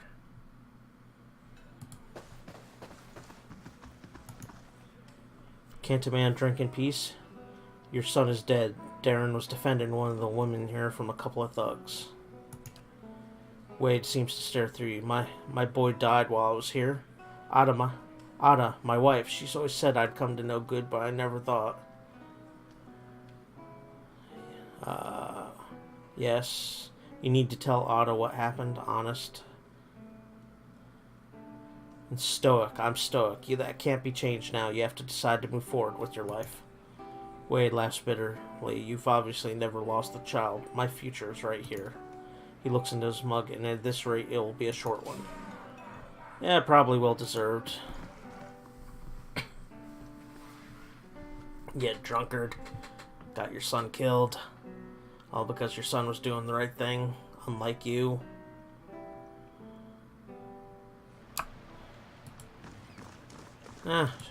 Shit happens. Come now, it'll be fun. No. Even just a single... I'm not calling Isilmir out just so you can learn he'll speak. Okay, let's check out the abandoned house. See if that's where the key goes to.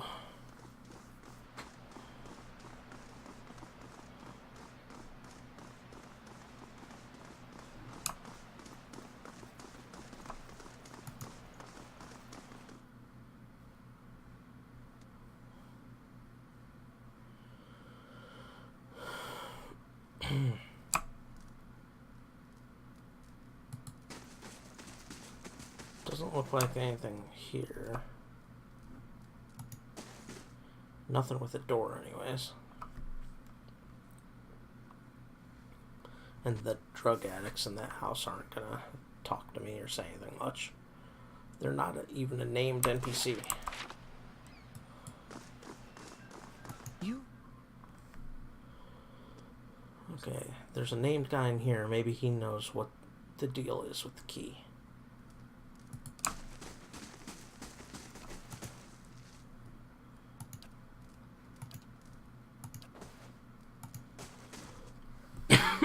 That's a big no, sir.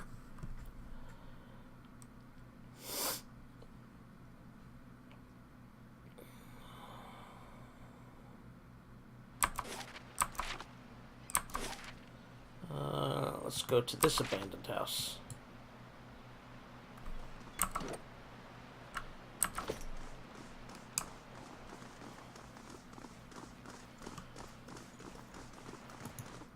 Let's head inside.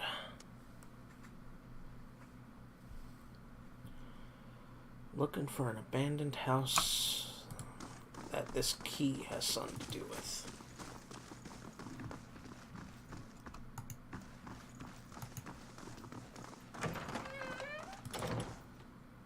What? Huh? Right. Nope, not here.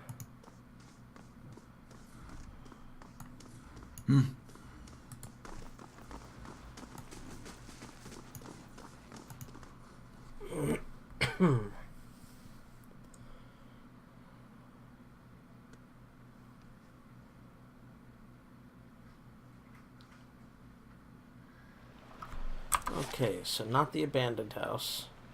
Could be Ramshackle House. Let's check that out. And then we're gonna explore all these little wharfs and docks until we get to the lighthouse. It might be the lighthouse too, who knows? Because I've been in these other houses and don't remember encountering anything that was locked per se.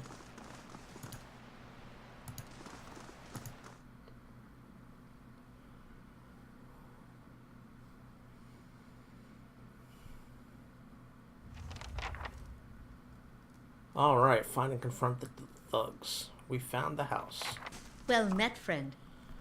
Aphra wears a defiant expression and a sturdy yet battered suit of armor. She seems to bear each scratch and ding with pride. You don't look like one of the knights. Can I help you with something? Who are you? I'm Aphra, a lieutenant with the Dozens. She taps her dented breastplate. We're the last fighting force in Defiance Bay that remembers what it means to be Darewooden. And unfortunately, I'm the only one who seems to care about the way Maya's squeezing the locals. I'm here about the trouble at the Salty Mast, actually. Ordinary kith are angry, as they should be if that crooked Amau toadying up to the nobles, she sneers. She's using the tragedy of Waidwin's legacy to line her pockets. She's no better than the Adrian overlords we drove out 200 years ago. Really? You weren't even alive 200 years ago. Honest, too. People around here know you to be an honest broker. Maya's made it so only the rich can afford her establishment, yet she sits in the poorest district of Defiance Bay. How is that fair? We've taken matters into our own hands, but she's the real criminal here. Why don't you tell her to back down?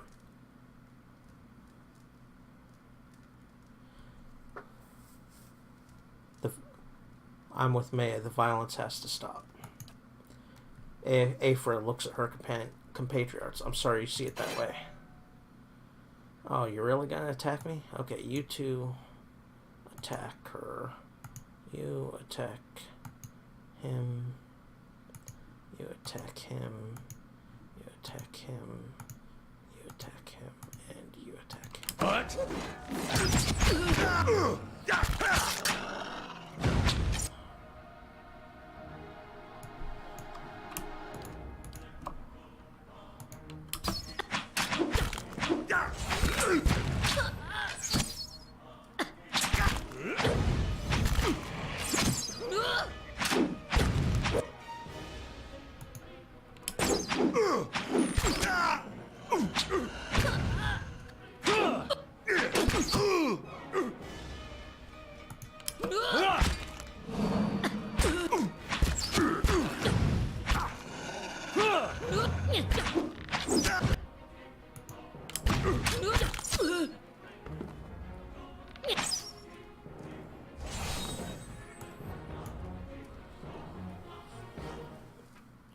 Mercy, Aphra staggers back, but on her feet. Please. Fine, but I'm taking you prisoner. She nods her head lolling. I finally have a prisoner for my dungeon. Report to me at the brothel. Okay. Right. I wouldn't have had an issue confronting Maya about the hooker's pricing, you know, to benefit the common man. Except these people are going around stabbing people and attacking groups of people and stuff. You can't have that lawlessness. All that did was make their whole argument not work. Because they're attacking people. You just can't attack people. They're even attacking lower rank people. They weren't just going after the rich people who were trying to take advantage of Maya's pricing.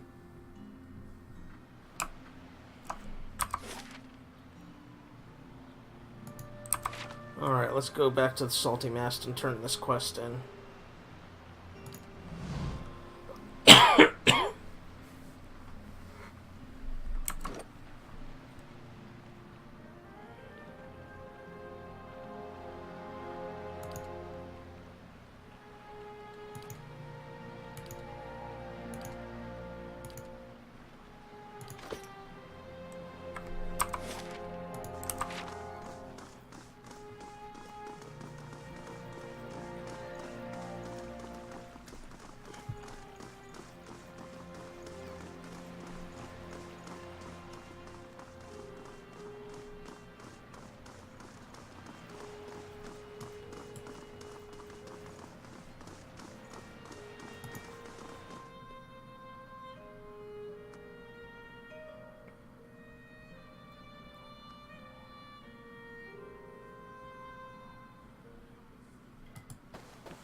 Well met, friend.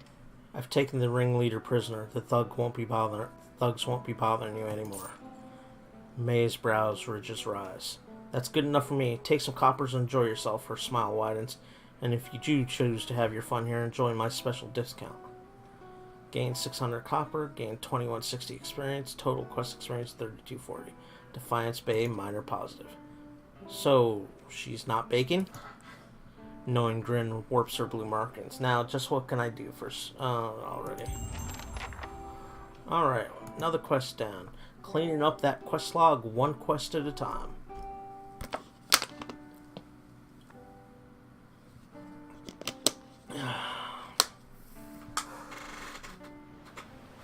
So let's go check out this area.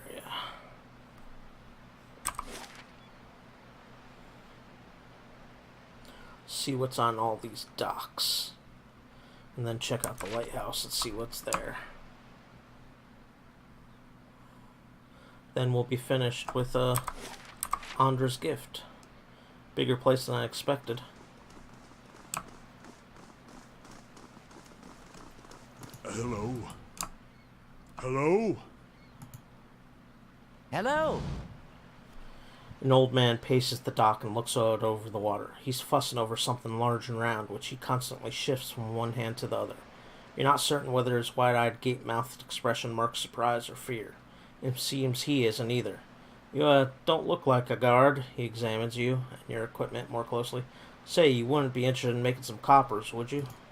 He shows you the object in his hand. It's a large, round opal with Engwithian runes carved into it. It glistens with his sweat.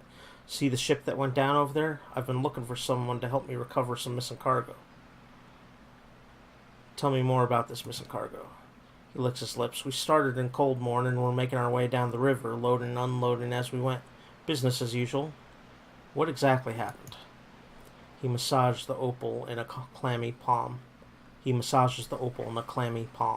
When we reached Anna's Rest, we may have agreed to take on a few crates from some place called Clibian Relag, and a couple of the lads snuck a peek at the cargo, saw suits of armor and a broken scepter. He shrugs.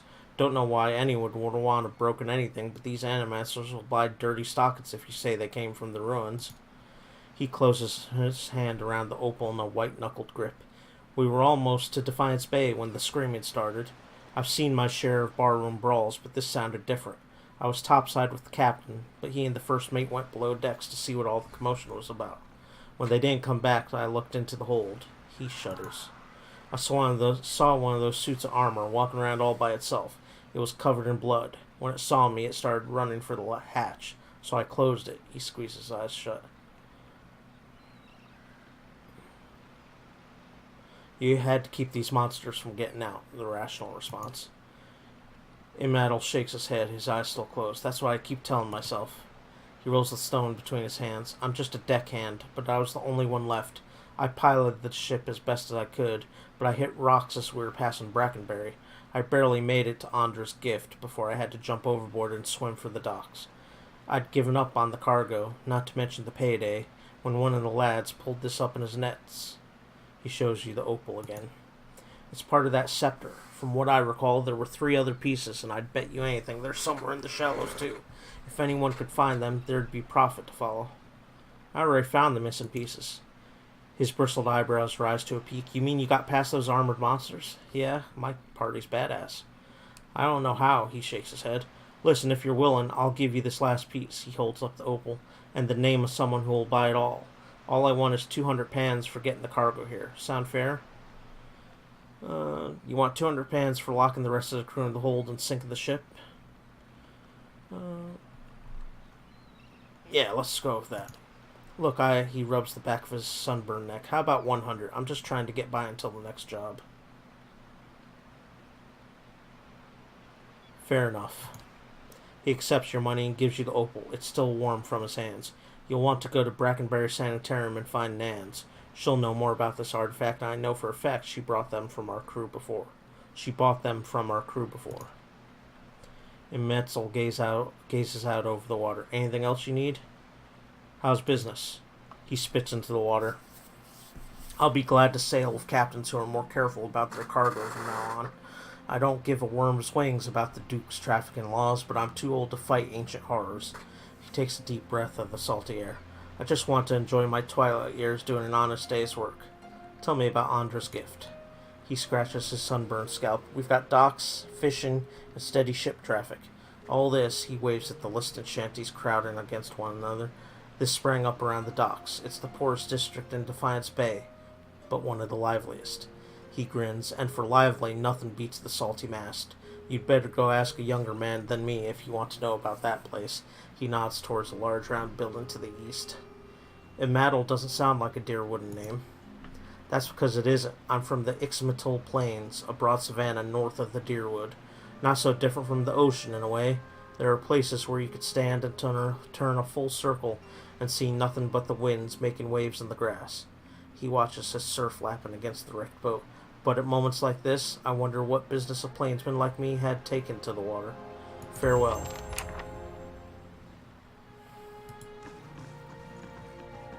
Well, probably more souls to talk to. You see a man probing at a lock, hunting for the click, click, click, click of success. It takes him more than a moment, but there it is, click. He turns the needle further, click. A smidge more, click. His smile's all smug self-assurance as he pushes into the well-fortified building. He shivers as he steps over the threshold, pupils contracting briefly as the door swings shut of its own accord behind him. Click, click, click. Locked. He moves through the silent building, no subtlety to his search. He pockets nothing, despite the slack-jawed ache in his face as he passes over jewelry and potions alike. Nobody stops him as he slinks from room to room. He is alone, uninterrupted in his search. Finally, in a dingy, dusty-encrusted room, he finds a trapdoor. Dingy, dust-encrusted room, he finds a trapdoor, carelessly hidden beneath a fraying carpet.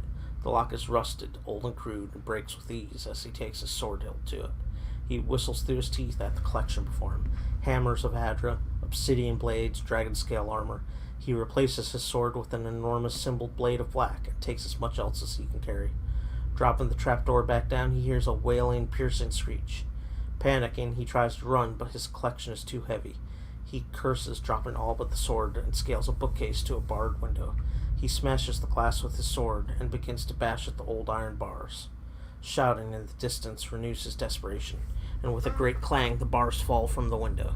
He squeezes through the opening, every inch of exposed skin cut with glass, and runs, the obsidian blade on his back glowing gently in the dark night.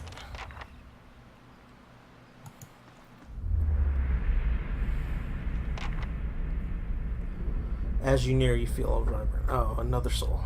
You see a man lying on a mat, restless in sleep. He tosses about, unable to claim total peace. Behind his lids, his eyes dart about, and small moans of distress escape his lips. He rolls around, moving from lying on his back to his side to his back again, sweat standing on his forehead. Sounds like me when I sleep. The door to his chamber slowly opens, the weak light from the hall outside falling across the sleeping man's face. This man, much younger than he is now, steps lithely into the room. His feet rise and fall as he crosses the floor with calculated precision, never once making a sound. He approaches the man on the mat, slowly raising 2 daggers as he does. He stands over the man, staring down at him, intense hatred burning behind his rocky features. He doesn't move, a statue poised to strike at the man's bedside. The man's eyes fly open, blinking in confusion, trying to drive the sleep from his mind. He sees the boy standing over him, daggers at the ready, and the blinking stops. Terror replaces the confusion and only has time to say one word, "You!" before the boy is on him. He drops, planting a knee on the man's neck, and plunges one of the daggers into his stomach. The boy leans over, tilting his head back to reveal a large black scar that cuts across his neck, from the right side of his jawline to his left collarbone. The man gurgles and makes a muffled coughing sound, trying to speak through his crushed windpipe. The boy looks at him again, locking eyes and holding his gaze as the man slowly slips away. He then lifts both daggers and brings them down into the man's eyes.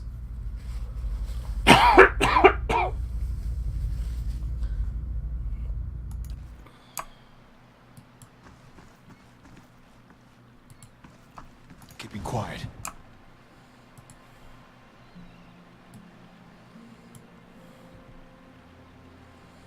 See if there's anything hidden near this house amongst the docks. Nothing so far.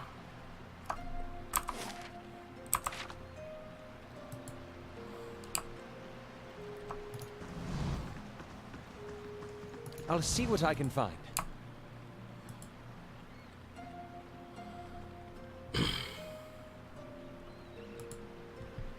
A dozen Adiran ships were shattered against these levees during the War of Defiance. Best to heed the astrologers, I find, where tides are concerned. Place gets my blood beating in all the right places.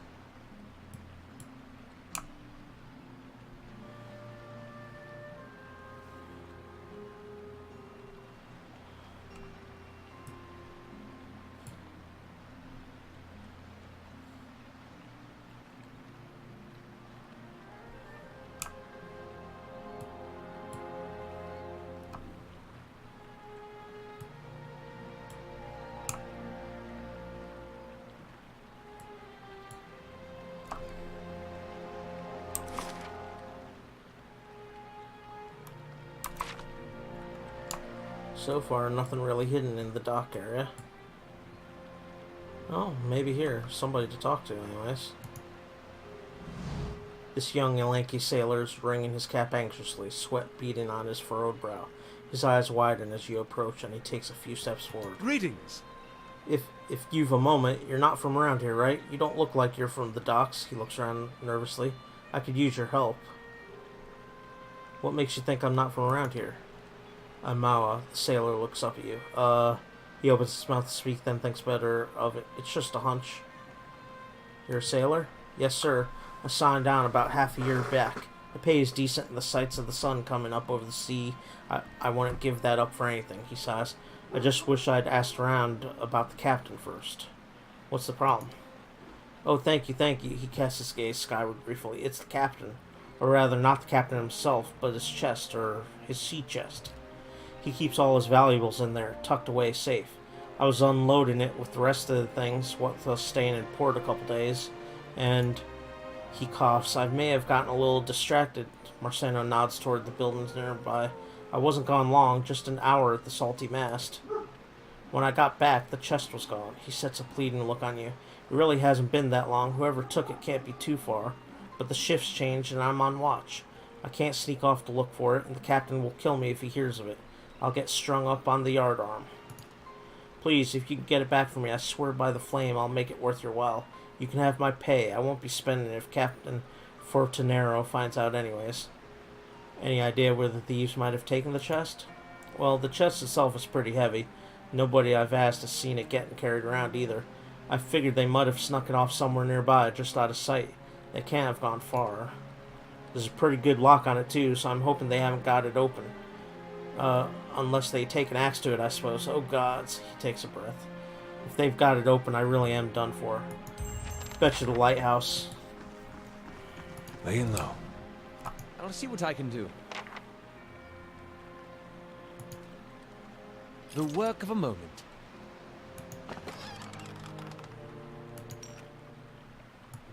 Huh? Okay, so let's go up here and make sure there's nothing hidden there, but then it's probably at the lighthouse.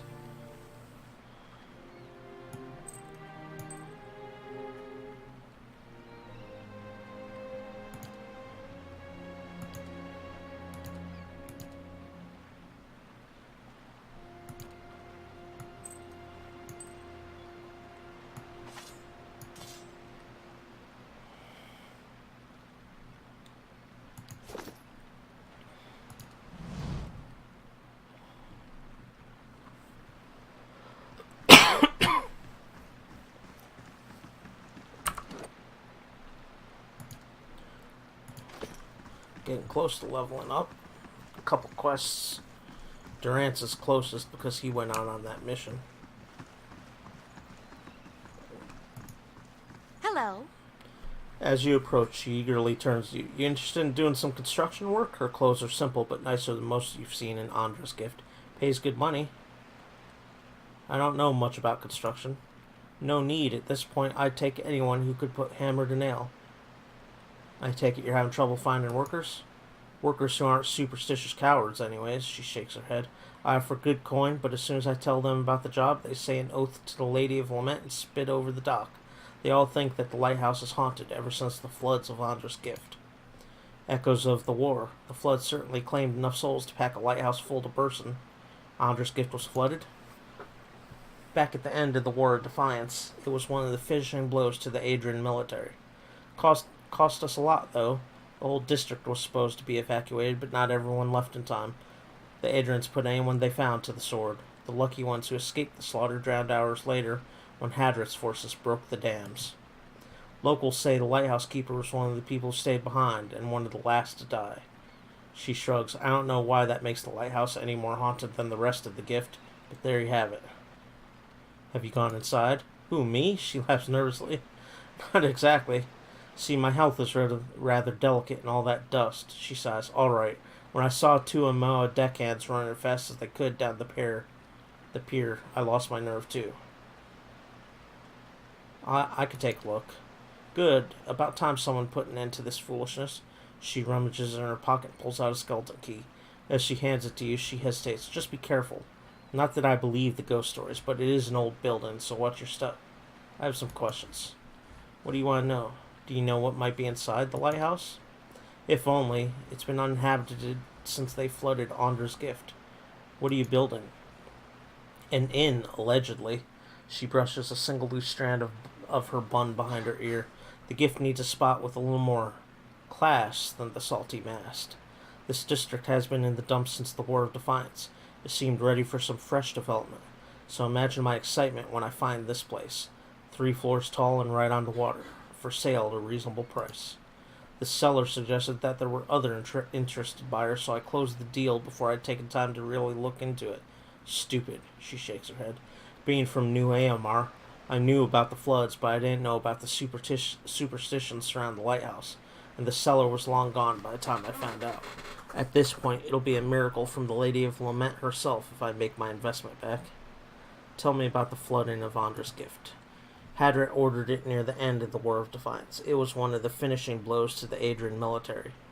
Cost us a lot, though. The whole district was supposed to... I already read that. That was part of a different... You're not from Defiance Bay, are you? She laughs bitterly. What gave it away? The accent or the fact that I was the dupe who paid good coin for this place? I'm from New Aomar on the northern coast. It's smaller in Defiance Bay, so I came here hoping for some fresh opportunities. And maybe the chance to do a little good in this neighborhood. Farewell. Alright, so let's head to the lighthouse now. We're all locked, stocked, and ready to rock. Sounds like we'll have some fighting, too. Margren's fire casts light in dark places. A touch of Margren's fire should settle spirits here. Oh, definitely something shrieky going on in the lighthouse. Let's save our game and go inside.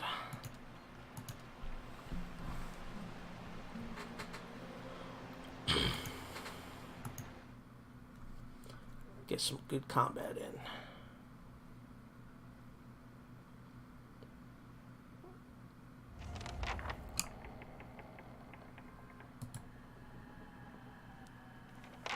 Find the source of the howling noise.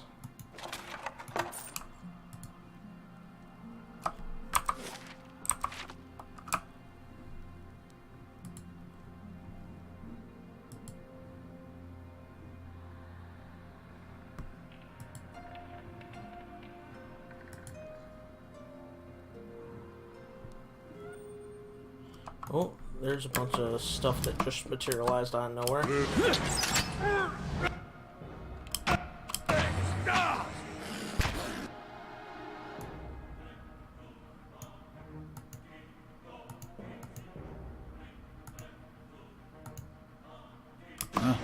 That's...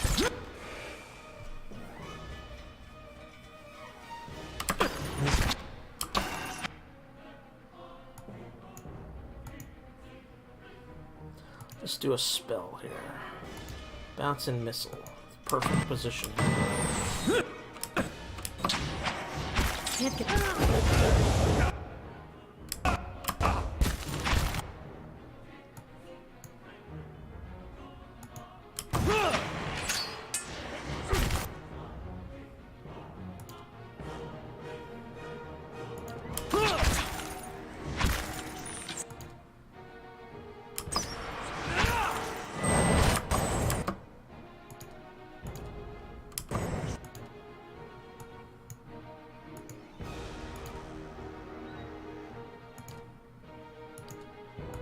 Following your lead.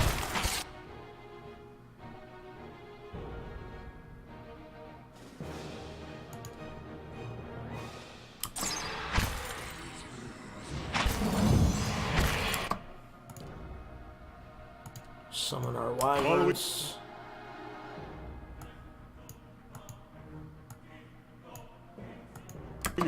Your lead.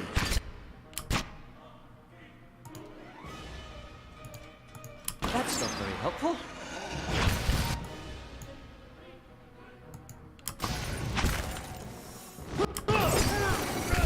Let's go.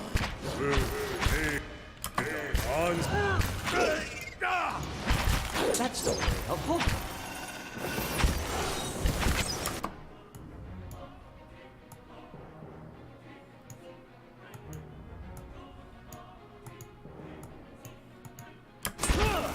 Can't get a good shot with it.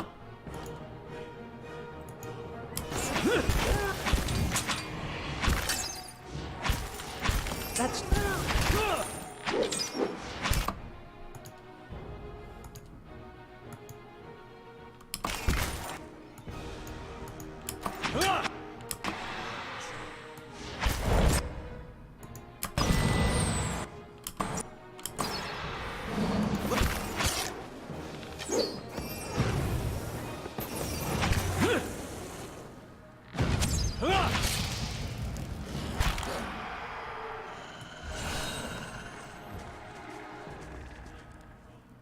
Nice and slow.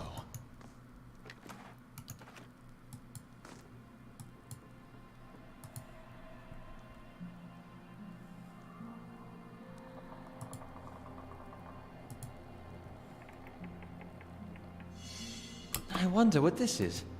A pattern of filth and dead articles reaches almost to the ceiling. Secrets.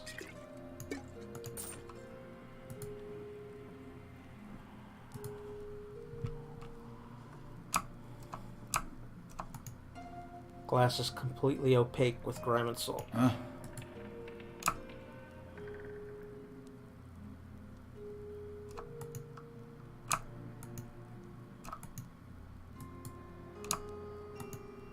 The wood of these barrels and crates is swollen and warped, as if by water. The burlap saps have all but rotted away.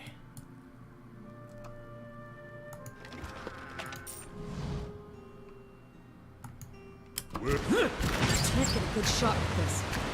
Aye?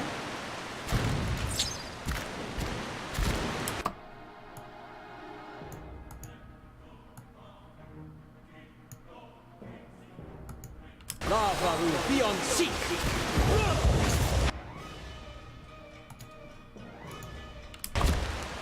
Ready, Watcher. Got an arrow for this one.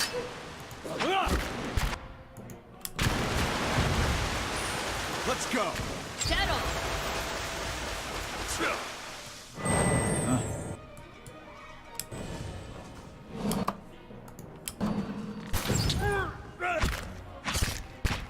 This isn't working. It's working just fine. Just calm down. Right.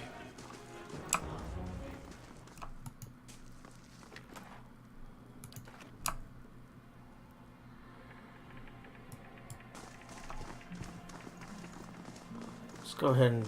Well... Oh, Durance can level up. Good. Survival... Yeah, that's good.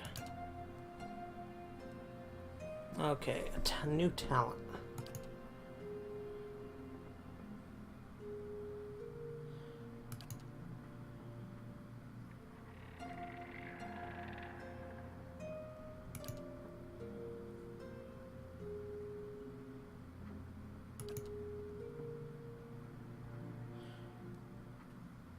Allies gain an accuracy bonus from the priest's holy radiance. Let's do that.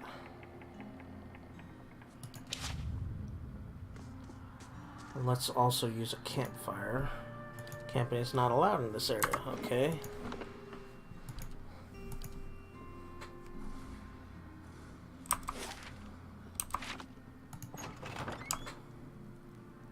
I want to see what I can do. The work of a moment.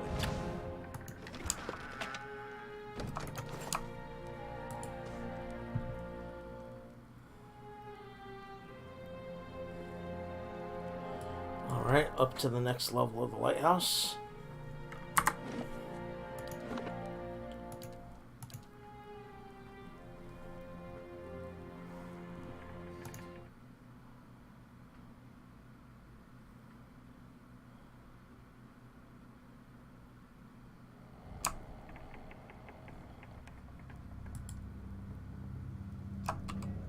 Let's go! On Sawu!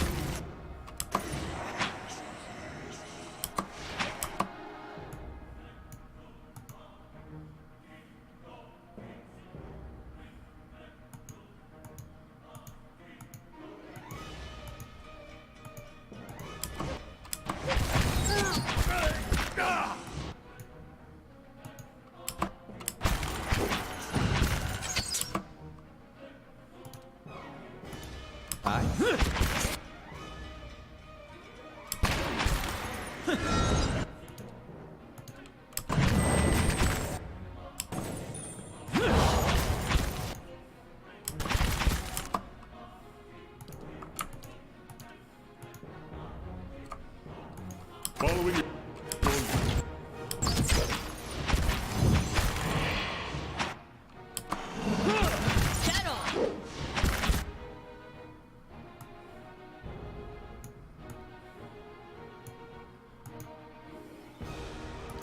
Summon the wyverns.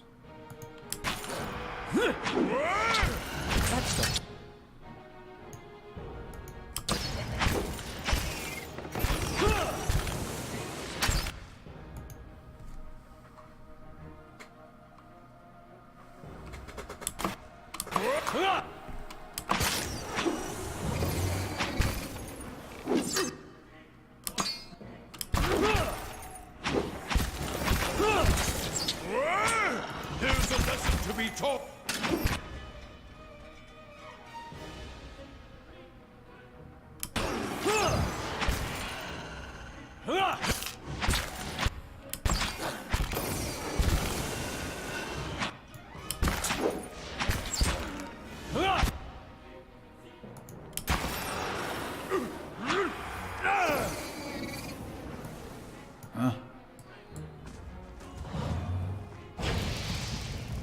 Hello?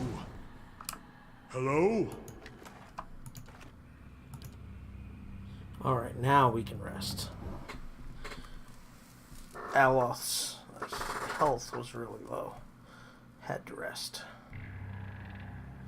Solmar the Shackler, a slaver from Ritzeris, has arrived requesting a prisoner to buy. Oh, didn't let me see what the rest of it said. He was nearly set upon by brigands on the road, but your patrols intervened. Yeah, I don't like this dick. He's a slaver.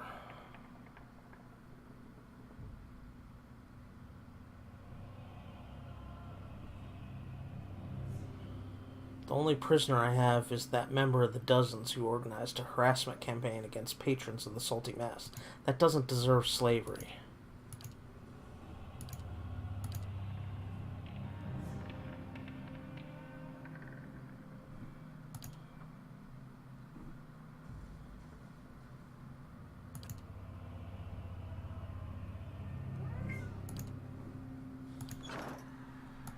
I released the prisoner, rather than let him have her.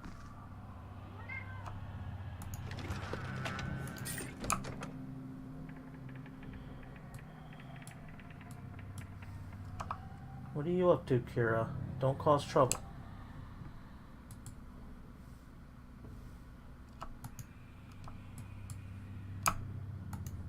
The compounds and fluids in these bottles have separated into distinct layers.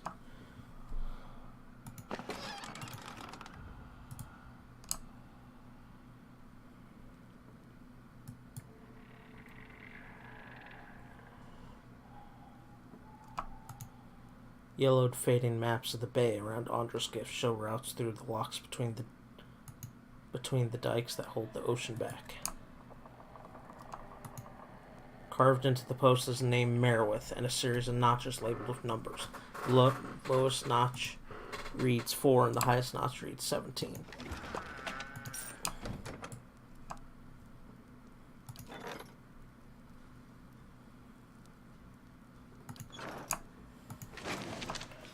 Alright.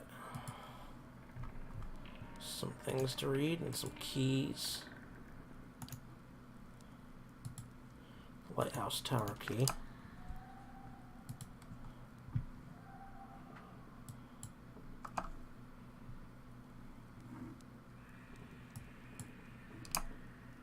Alright, looks like we're on to the next section of the lighthouse.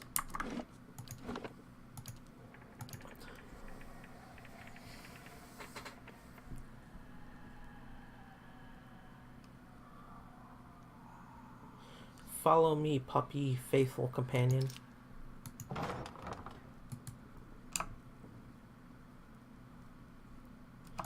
Alright, next section of the lighthouse.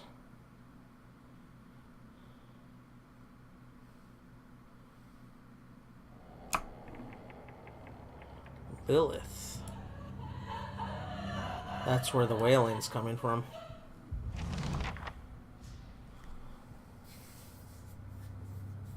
Shrieking sobs pierce your ears and rattle the musty rafters of the lighthouse. They emanate from the spectral figure of a woman hovering in the middle of the room. Each heave of her shoulders unleashes another hair-raising wail. Get closer. As you approach, the spirit's cries take on a threatening edge. The swirling mist around its leg ripples with movement. The black pits of its eyes level momentarily of yours. Back away.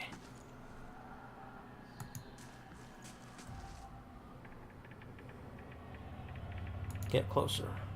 Get closer again. The spirit's screaming grows louder and louder. Its sunken face distorts, twisted into a long gaping mouth filled with jagged teeth. If anything were to be able to quell the spirit's rage, it would appear not to be you. I could either get closer, attack, back away, or observe the King Gwala, which is whatever this creature is called, using Perception 12, so we'll go with that. You're close enough to notice that the spirit's head is tilted back. Even as it looses blood-curdling howls, the faint movements of its head suggest that it's looking towards the windows and scanning the horizon. The seen Gwala's ghostly hands are stained with something dark. At first, you think it's blood, but it's as black as ink. Huh?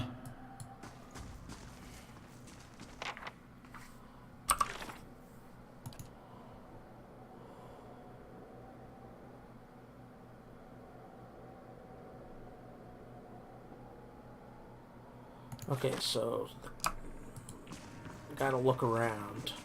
There's probably a peaceful way of dealing with this. Hello? Lilith Shawl, or of stealth of perception. Maybe it's just she wants the shawl.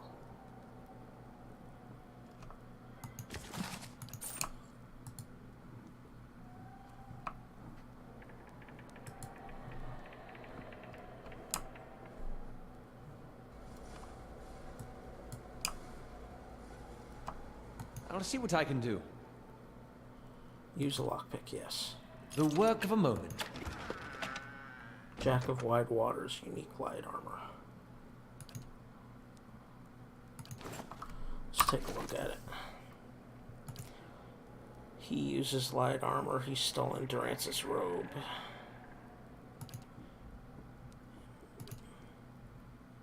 Uses light armor. She has a unique one. And he uses light armor, but he has a unique one. So Durance is probably who would get this.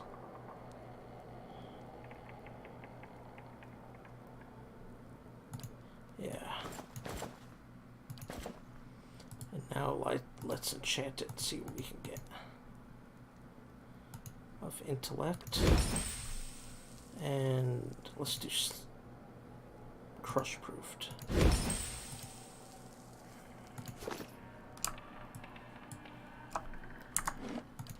We'll save our game before we go talk to Lilith again. Logbook. The logbook expels a thick plume of dust. Heavy rain. 2 fishing boats lost at sea. Dark clouds. Adrian ships on horizons. I don't know if any of this stuff I found will actually help her.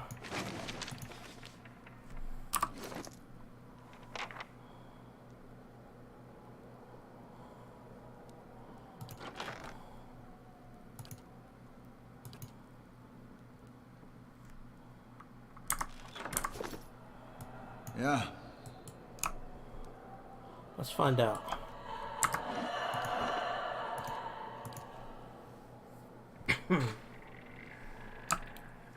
Because this is the top. We can't go up to where the light is.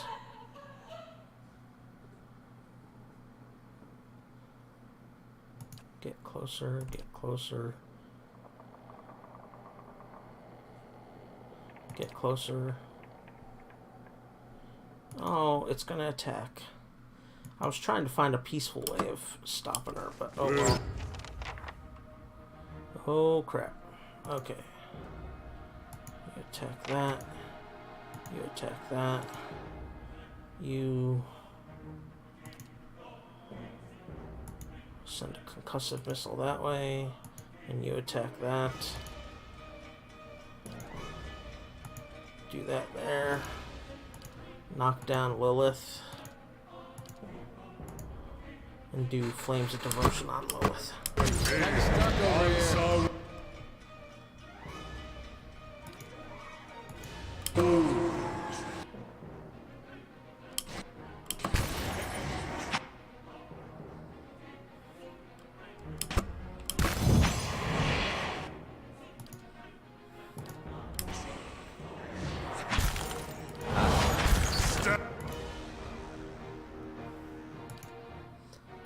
Let's do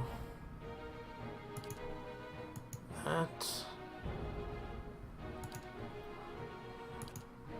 Let's try and knock down that.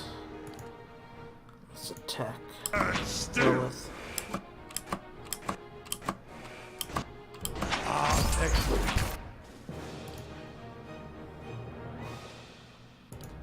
Yes? Come on and heal. Hurry up. He is literally gonna die because he's so slow at doing anything. He keeps getting interrupted or something.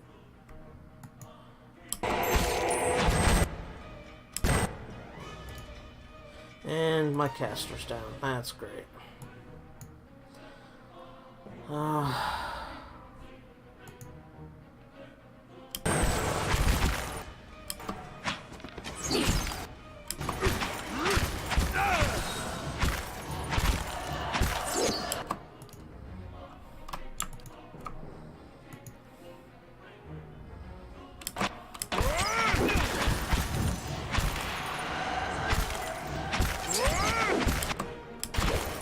Let's go.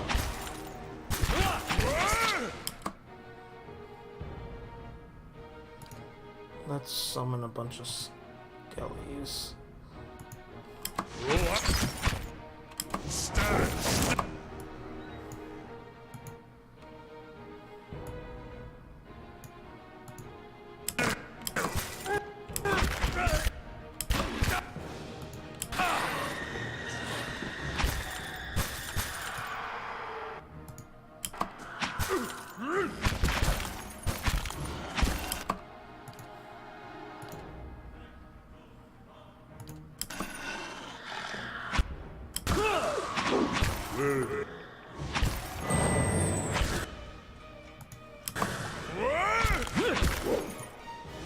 Let's go.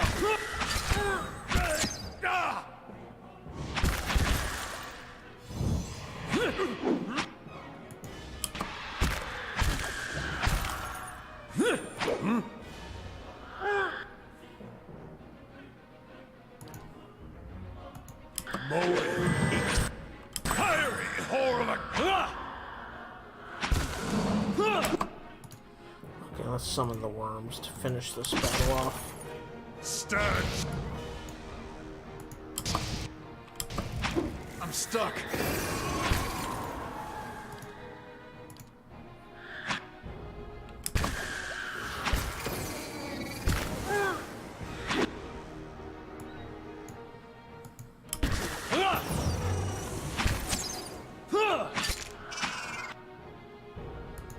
Okay, everybody alive. Focus Lilith down.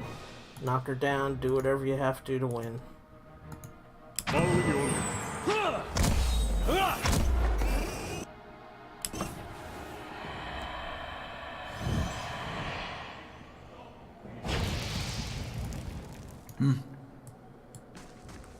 Slow and silent.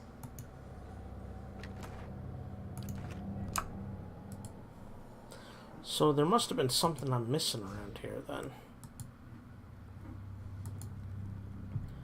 Something having to do with Lilith's black charred hands. But I thought I went near everything, and maybe I was wrong.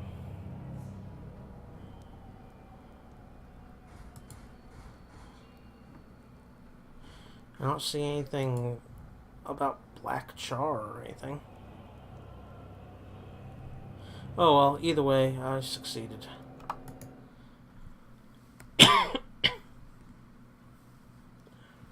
Instead of by cleverness, I succeeded through force of arms. That was not an easy battle either.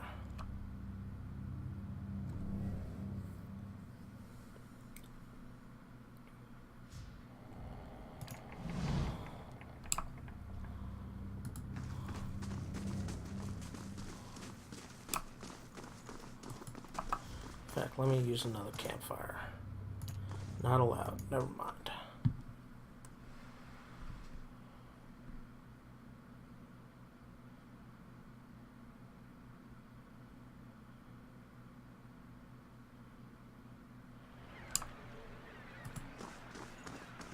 Good day to you. So, have you figured out what all this fuss is about? There's a spirit upstairs, but I got rid of it. You mean it was true? She gapes. That place really was haunted? I was sure those laborers were just trying to drive my price up. At least I could finally start building.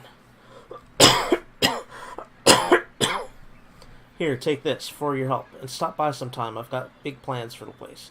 Gained 1,000 copper, and a bunch of experience. Defiance Bay, minor positive. I wonder, Alof, don't you ever feel curious about Isilmir's history?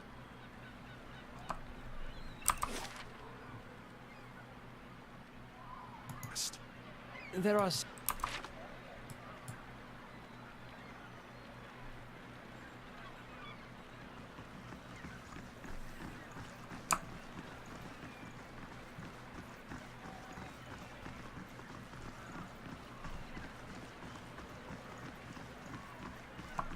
Gods keep you.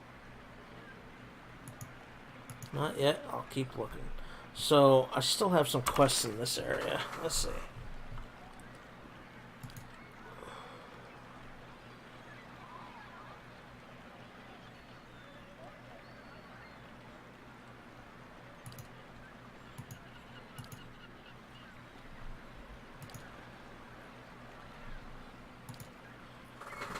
That is Copper Lane, Brackenberry, Cade Nua, Craig Holt, First Fires,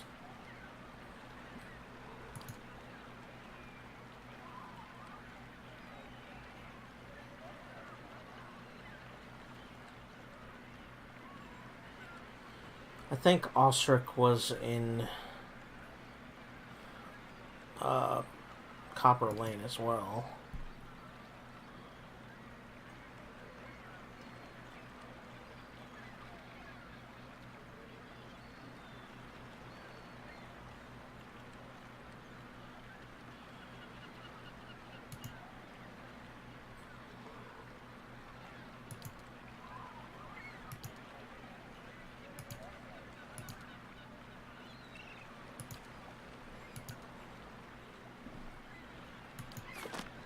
Oh, wait. I forgot. Tasks. Find Marceno's missing crate. Brackenberry Sanitarium, Heritage Hill.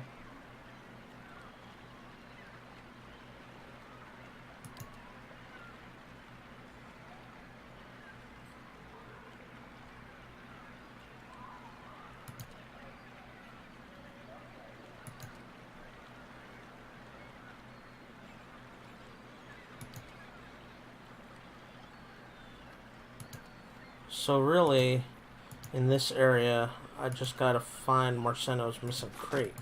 Who the heck knows where that is? They couldn't have gone far, and nobody saw anybody carrying it.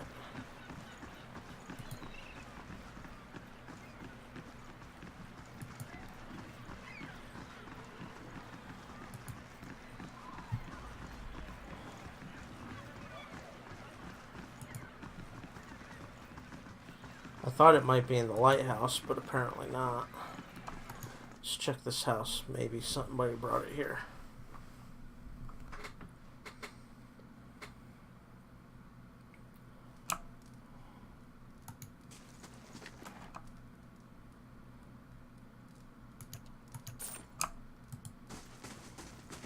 No. Where could the captain's chest have gone? Nobody would have seen it.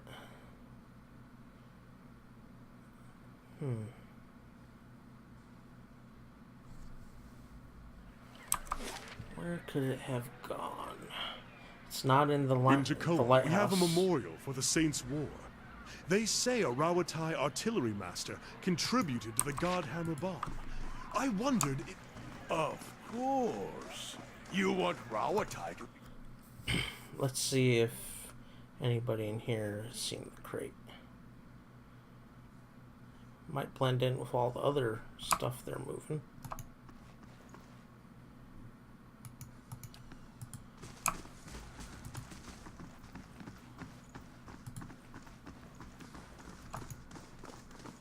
Greetings. Doesn't look that way.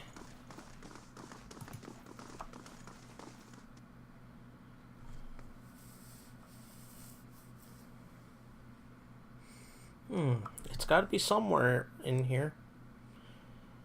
They don't really give you much to go on other than he only stepped away to the Salty Mast for a short period of time.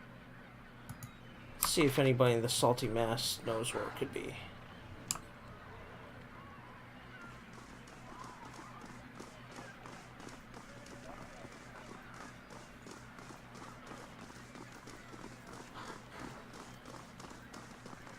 Maybe I should talk to the guy again, see if he has anything more to say about the captain's chest.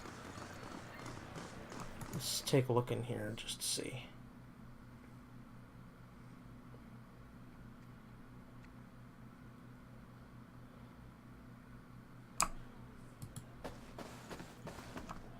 Hail, traveler. Doesn't look that way.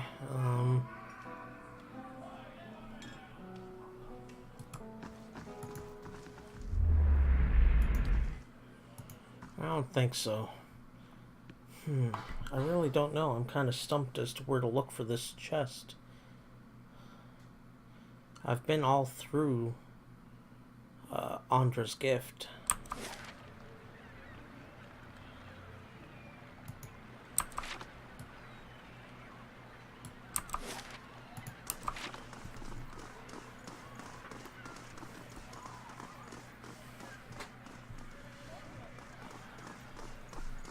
It's got to be around here somewhere.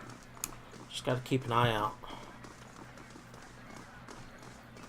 Gonna talk to that sailor to see if he has any more information. What place is this? The trading company. Let's talk to him, see if he has anything to say. Maybe he's seen it. Welcome.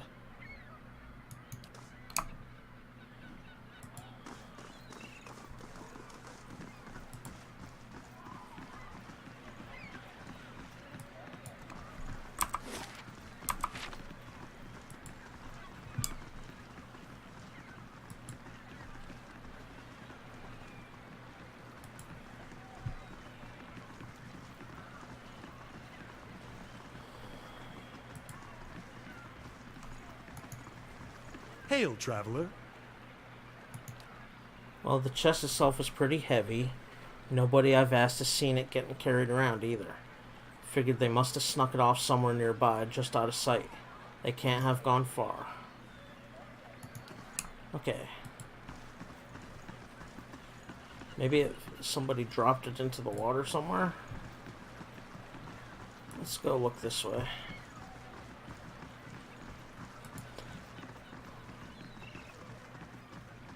This leads up to the lighthouse, though.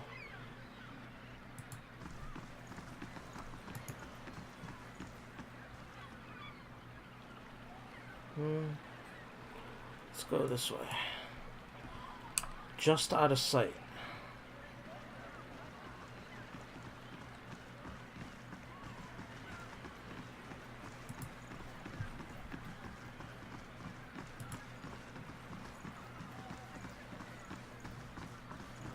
Don't see it down there. This is a dead end up here. There's two sailors. Maybe they've seen it.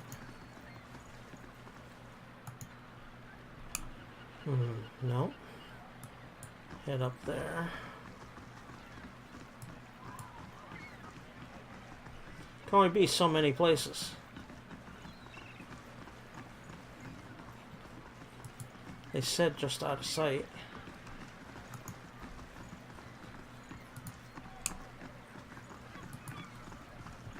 I don't see anything highlighted in the water. Not that I already haven't picked clean anyways.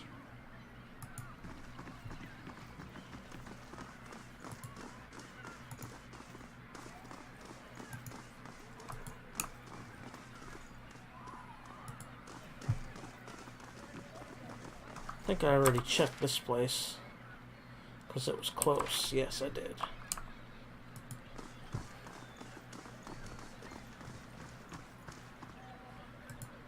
Wonder if these guys ran off with it. Let's check.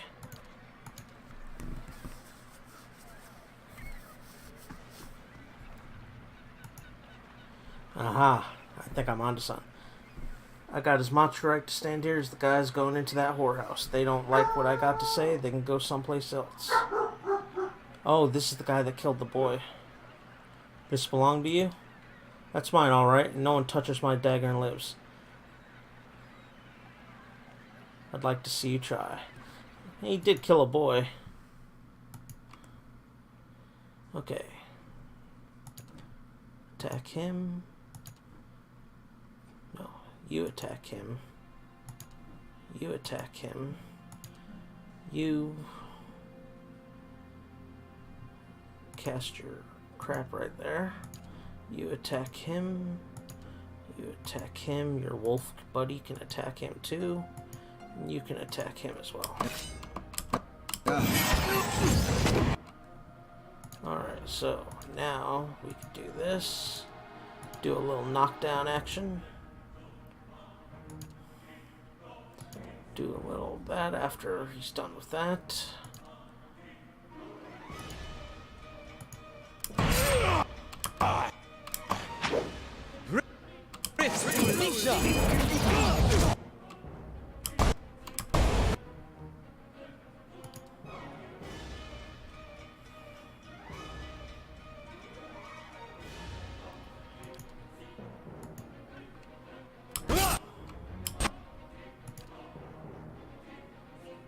You know what? Let's have some fun.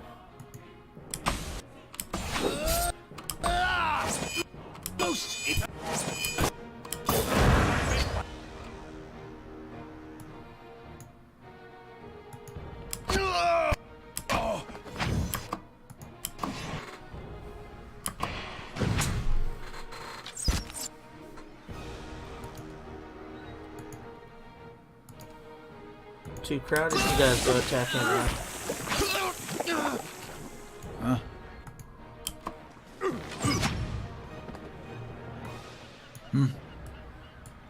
I avenged your son's murderer. Or I avenged your son's murder. Ooh, a grimoire for him. Excellent.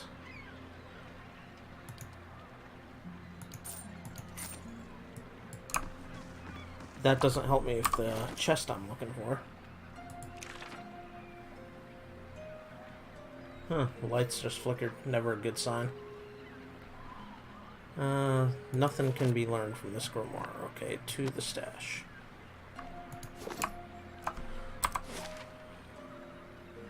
So let's go tell people I avenged their son. I don't know if it makes a difference, but it makes me feel better.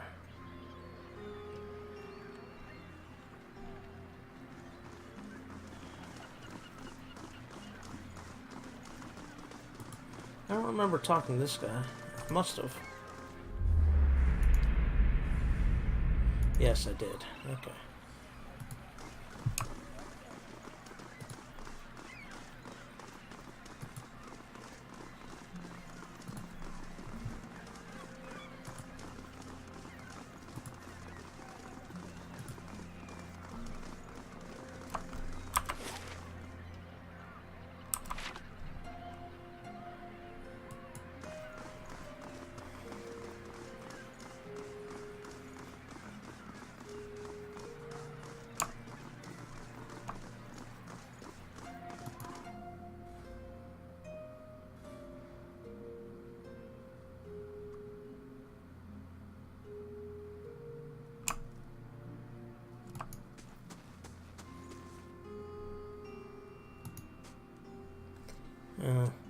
I didn't tell her the truth anyways. It didn't really matter. Her boy was gone.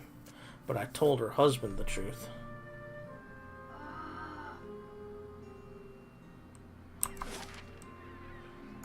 Let's go see if he has anything to say at the Salty Mast. Just a thought.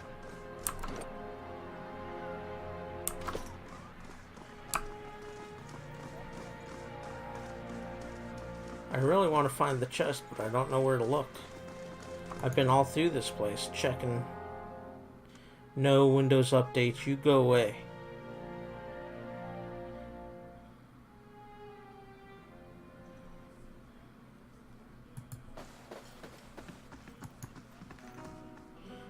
The stupid notification isn't even going to go away, Good day, is it? stranger.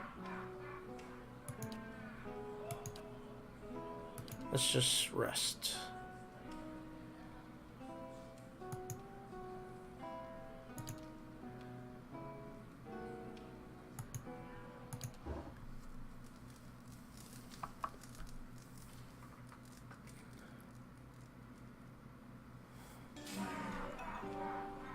West curtain wall construction complete.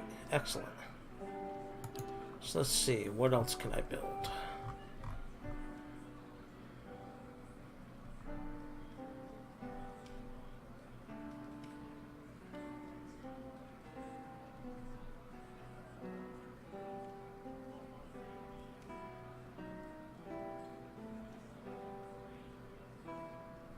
Let's do the training grounds. Huh?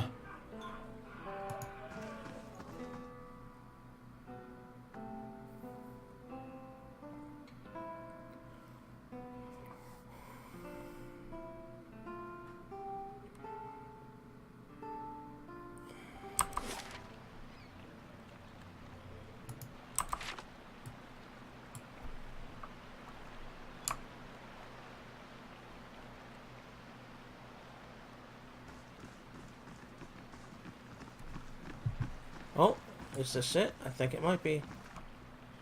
Walder, Three Fingers. 4 people stand gathered around what appears to be a wooden chest. One of them, a grizzled and rough-looking character, looks up at you, then sneers. Took a wrong turn somewhere, did you? Best turn around and walk on. Lefty Lisk. There's a sudden snapping sound from the direction of the chest, and a second smaller man lets out a frustrated groan. Damn it, that's the second lock. He looks up at you and stills. Oh.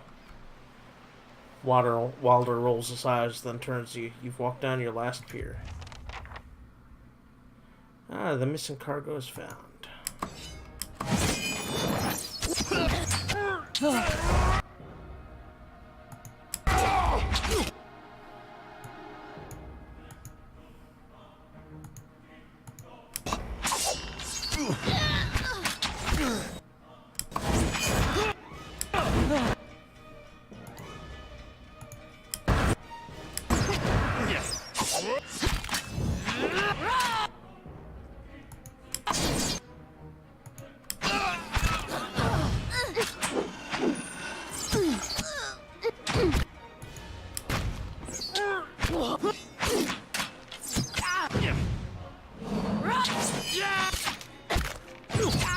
Let's go.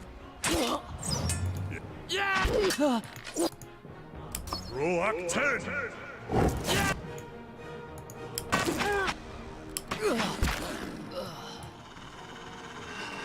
Worthy Badon Ansa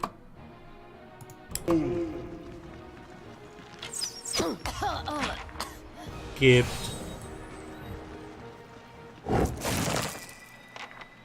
I'm on the trail. This is a bit further away than I was expecting, based on how the guy described it.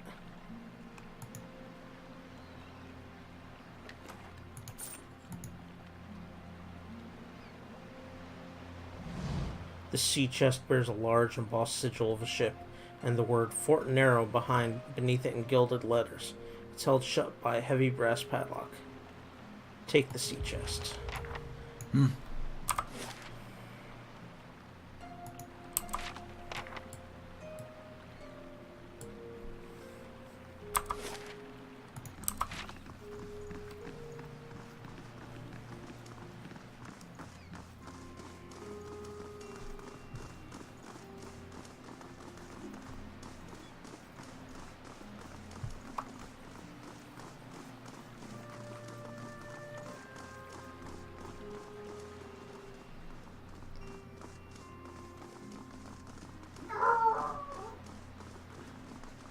Lilu howls.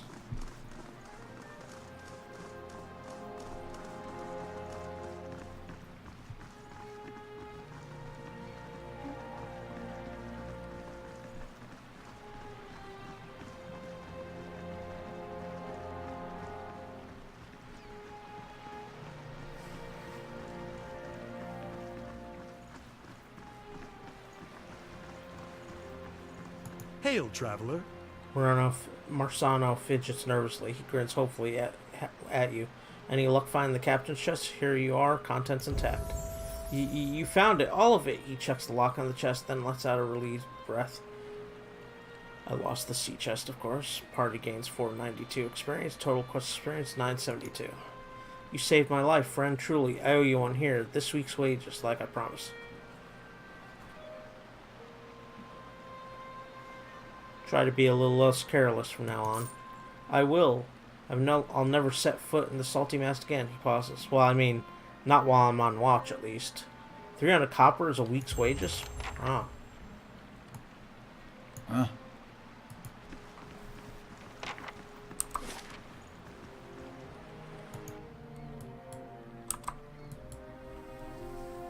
Okay, so it looks like I can level up my character again.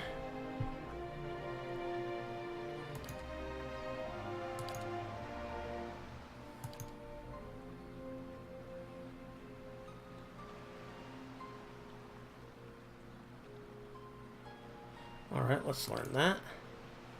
Good.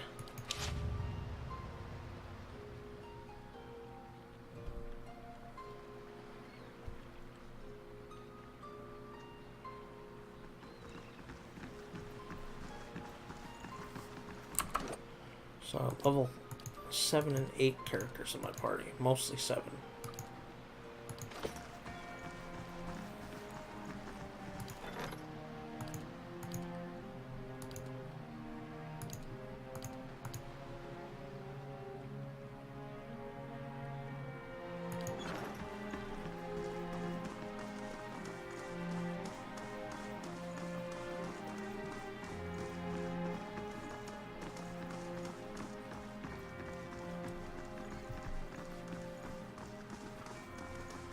Don't want to go to Heritage Hill quite yet, but I have something to turn into the first fires. Let's head there. Don't remember exactly what, and I don't want to have to pare through every quest and task to look. So maybe the name of the place of the first fires will jog my memory.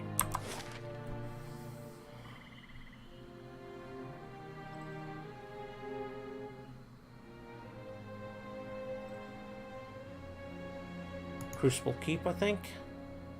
Oh, let's go check that out.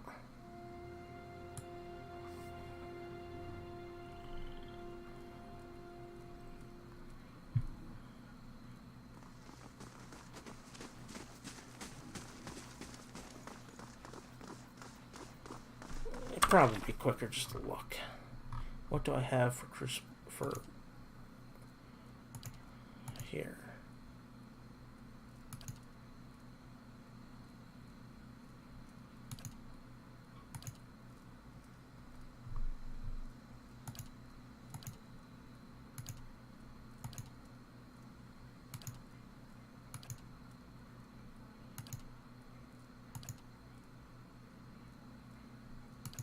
Not sure where to find Osric.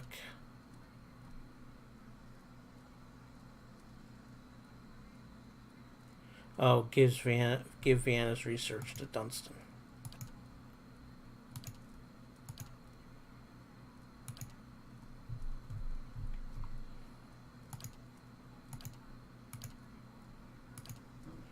Okay, so that's what I have to do.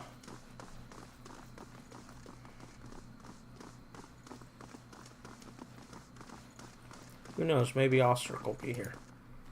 Though I doubt it.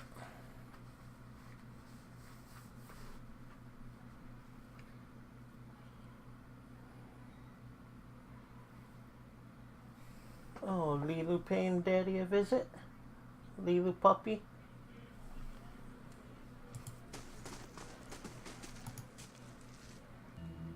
I'm looking for information on Orn.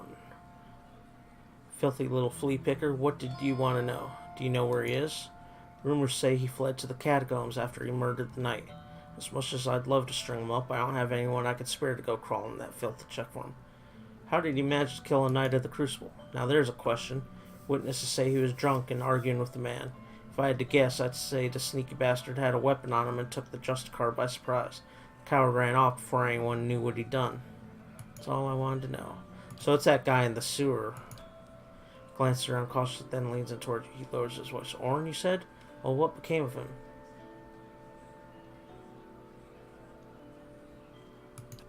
He smiles grimly. I see. I'll send a unit down to the catacombs to see to him. What do you mean, see to him? Was that subtle? I suppose you're new here. Orn got his little Orlan fingers in a few too many pies, if you ask me. A man of politics and with plenty of loud friends. Better all around if this goes nice and quiet and Orn gets the end he deserves. I see. Well, I'll be going. You've done the Crucible Knights a real service tracking him down. Here's something for your troubles. Knights of the Crucible minor positive. Plus some experience. You have our thanks, friend. We don't forget a favor.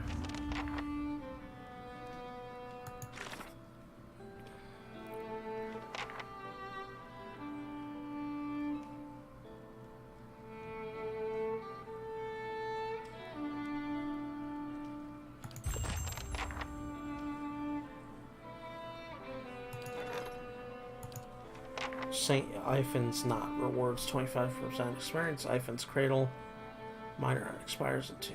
Alright, let's read about it first. Yerman legends hold that St. Ifan created a miraculous knot that the faithless could not untie. A daring burglary recently cleaned out the myriad precious relics in the Smith's Hall of Yimgrel. Where each treasure once stood, a string was tied. Each leaned back to an intricate knot in the center of the temple. The burglar left a tantalizing clue in the form of a written prayer to St. Ifan, but the riddle has stumped the locals. Desperate to recover their artifacts, the priests have reached out to mercenaries and adventurers for help. Let's send him so he gets some experience.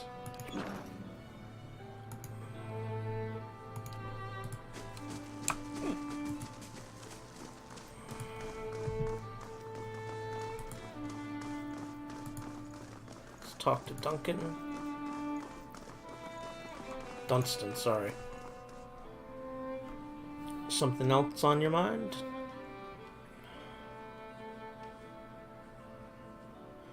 Commander Cleaver said you were working with an Animancer to build Forge Knights. So much for his talk of secrecy. Aye, I'm building Cleaver's Metal Warriors. He says they're what we need to keep order in Defiance Bay, so... How are you creating these Forge Knights? Suits, armor, and souls. Cliver's had me repairing and reinforcing unused armor for months now. Just so we can fill them with some poor sod's essence. He wipes his shining brow. As long as that scholar girl's got her numbers right, infusing the armor of a soul won't be that hard. But that's not what bothers me. And you need Vienna's research to complete them. She's been working out a method to transfer the souls into the armor. Getting the process just right is critical. He holds up one hand. Bind the souls too tightly, and you get something like those flesh constructs at the sanitarium. Barely bright enough to avoid walking into a wall. He raises his other hand. Bind them too loosely, and they'll be too self-aware for their own good. Mad killers in metal bodies. Do you disagree with Cleaver about the Forge Knights? I disagree with him on near about everything, and this is no exception. These Forge Knights won't solve our manpower problem. He can call them what he wants, but they aren't knights. Doesn't take Itumac's nose to smell the trouble here. A group that can't stand together is headed for a fall. He folds his arms and looks at the ground. And don't get me started on the other problem. Those souls he's bought to power the Forge Knight.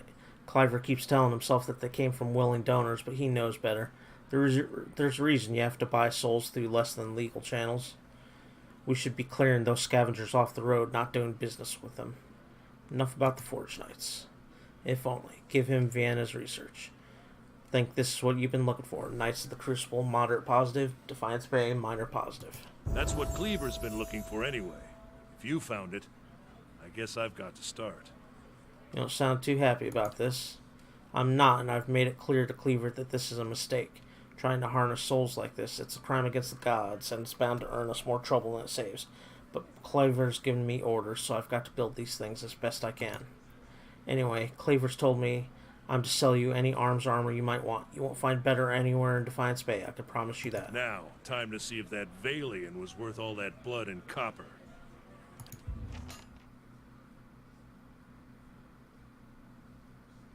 I'll be damned. To be honest, even I wasn't expecting it to work this well. Back to it. Cleaver will want me to finish the rest of them. And it sounded like he has a job for you, too. Let's see what you have for sale.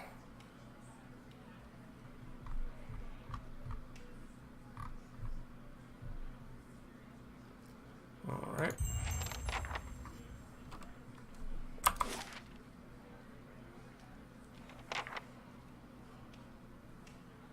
I think Cleaver's in here.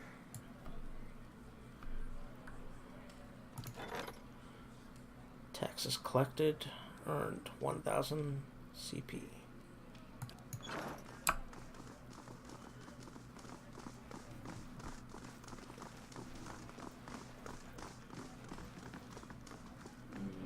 Cleaver's not in here. Must be in here. Nope, he's in here.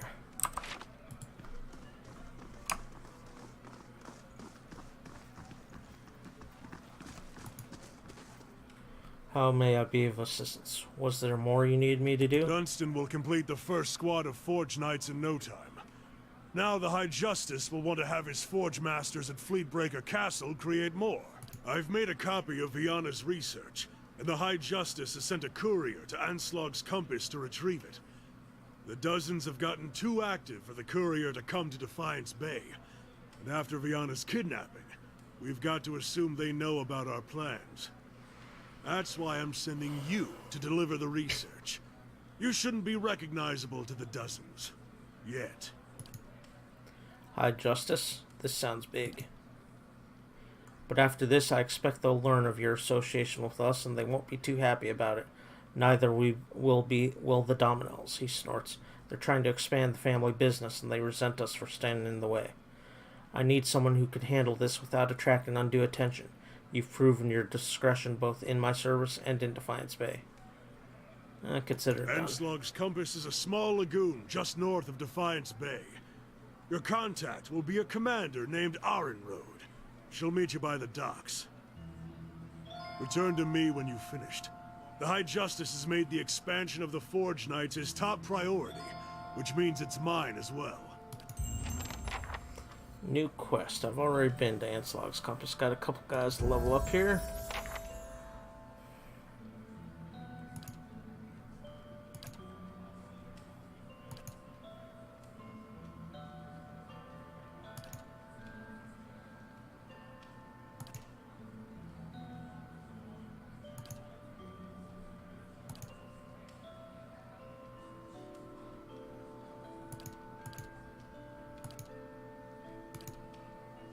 Let's do plus 10 fortitude.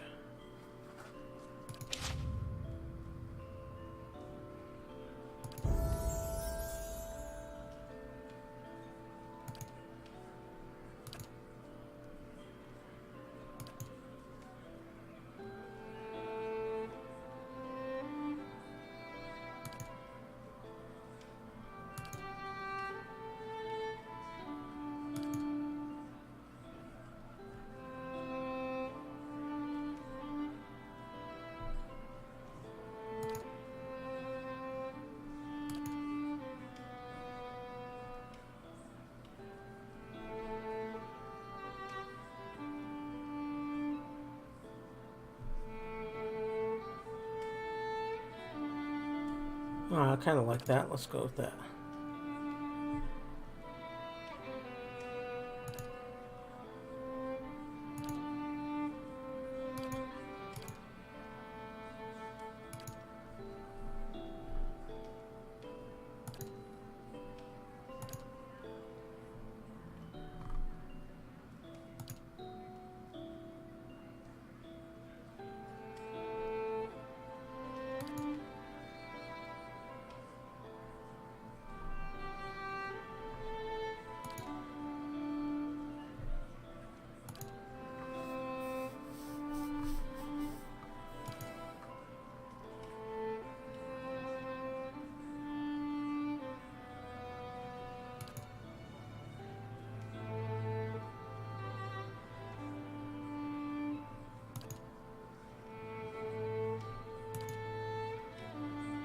Alright, that sounds good.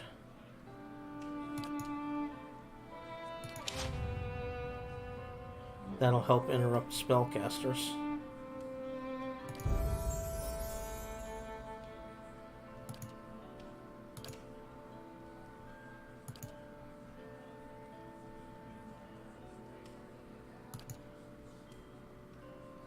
Let's do Faithful Companion.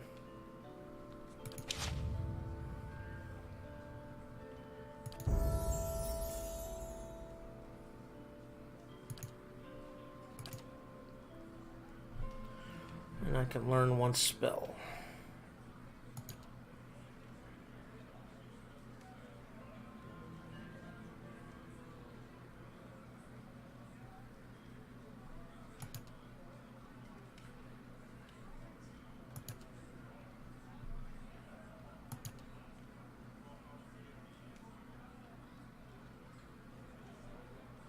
Oh, that could be fun. Essential Phantom. Let's do that.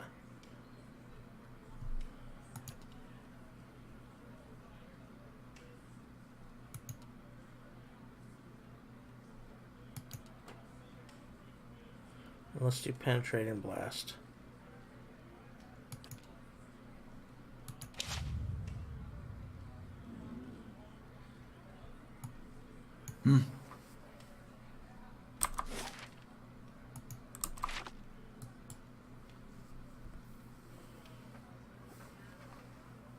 Oh, Beetle is such a cutie, Beetle. That's right. Did you hear a loud noise that scared you, puppy? Huh? Was there fireworks? Was there a gunshot? Was there a loud bang like a car backfire? Did something scare the Beetle?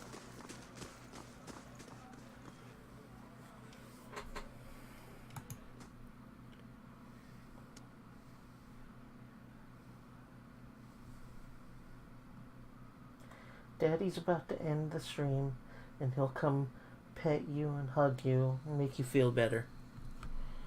Let me head to, let's see. This was the first fire, so I've got things to turn in Brackenberry and Copper Lane. So let's head down here to Brackenberry, and then we will save our game and probably call it a stream for tonight. Now, Fridays is my WoW raid night, where I tank for my guild. I typically do not stream that. So I'll be back on Saturday. Sunday, I don't know if I'll be able to stream because I have to do work on my 3-day weekend. Yay. Only stupid son of a bitch that has to actually work on his 3-day weekend for the school system. But I will be back. I'll probably stream some Sunday, either before I go or after I'm done. I don't know when. But I also have Monday off for Memorial Day, so I'll stream some then. Probably more than my typical Monday, since, I have the day off. But I think that sounds like a good stopping point. Gotta save my game and call it a stream. And go comfort the puppy who's all scared and huddling in her puppy bed. Dog is pampered, has 3 beds in the house. One in the bedroom, one in the living room, one in the computer room. So I'm heading out. Everybody, thanks for watching. Have a good evening. and I will see you sometime Saturday, probably for Pillars of Eternity. I really want to finish Pillars of Eternity before I move on and play some Hollow Knight. Because I know how I am. If I stop playing a game, sometimes I don't come back to it. So, y'all have a good evening, and Pons is out.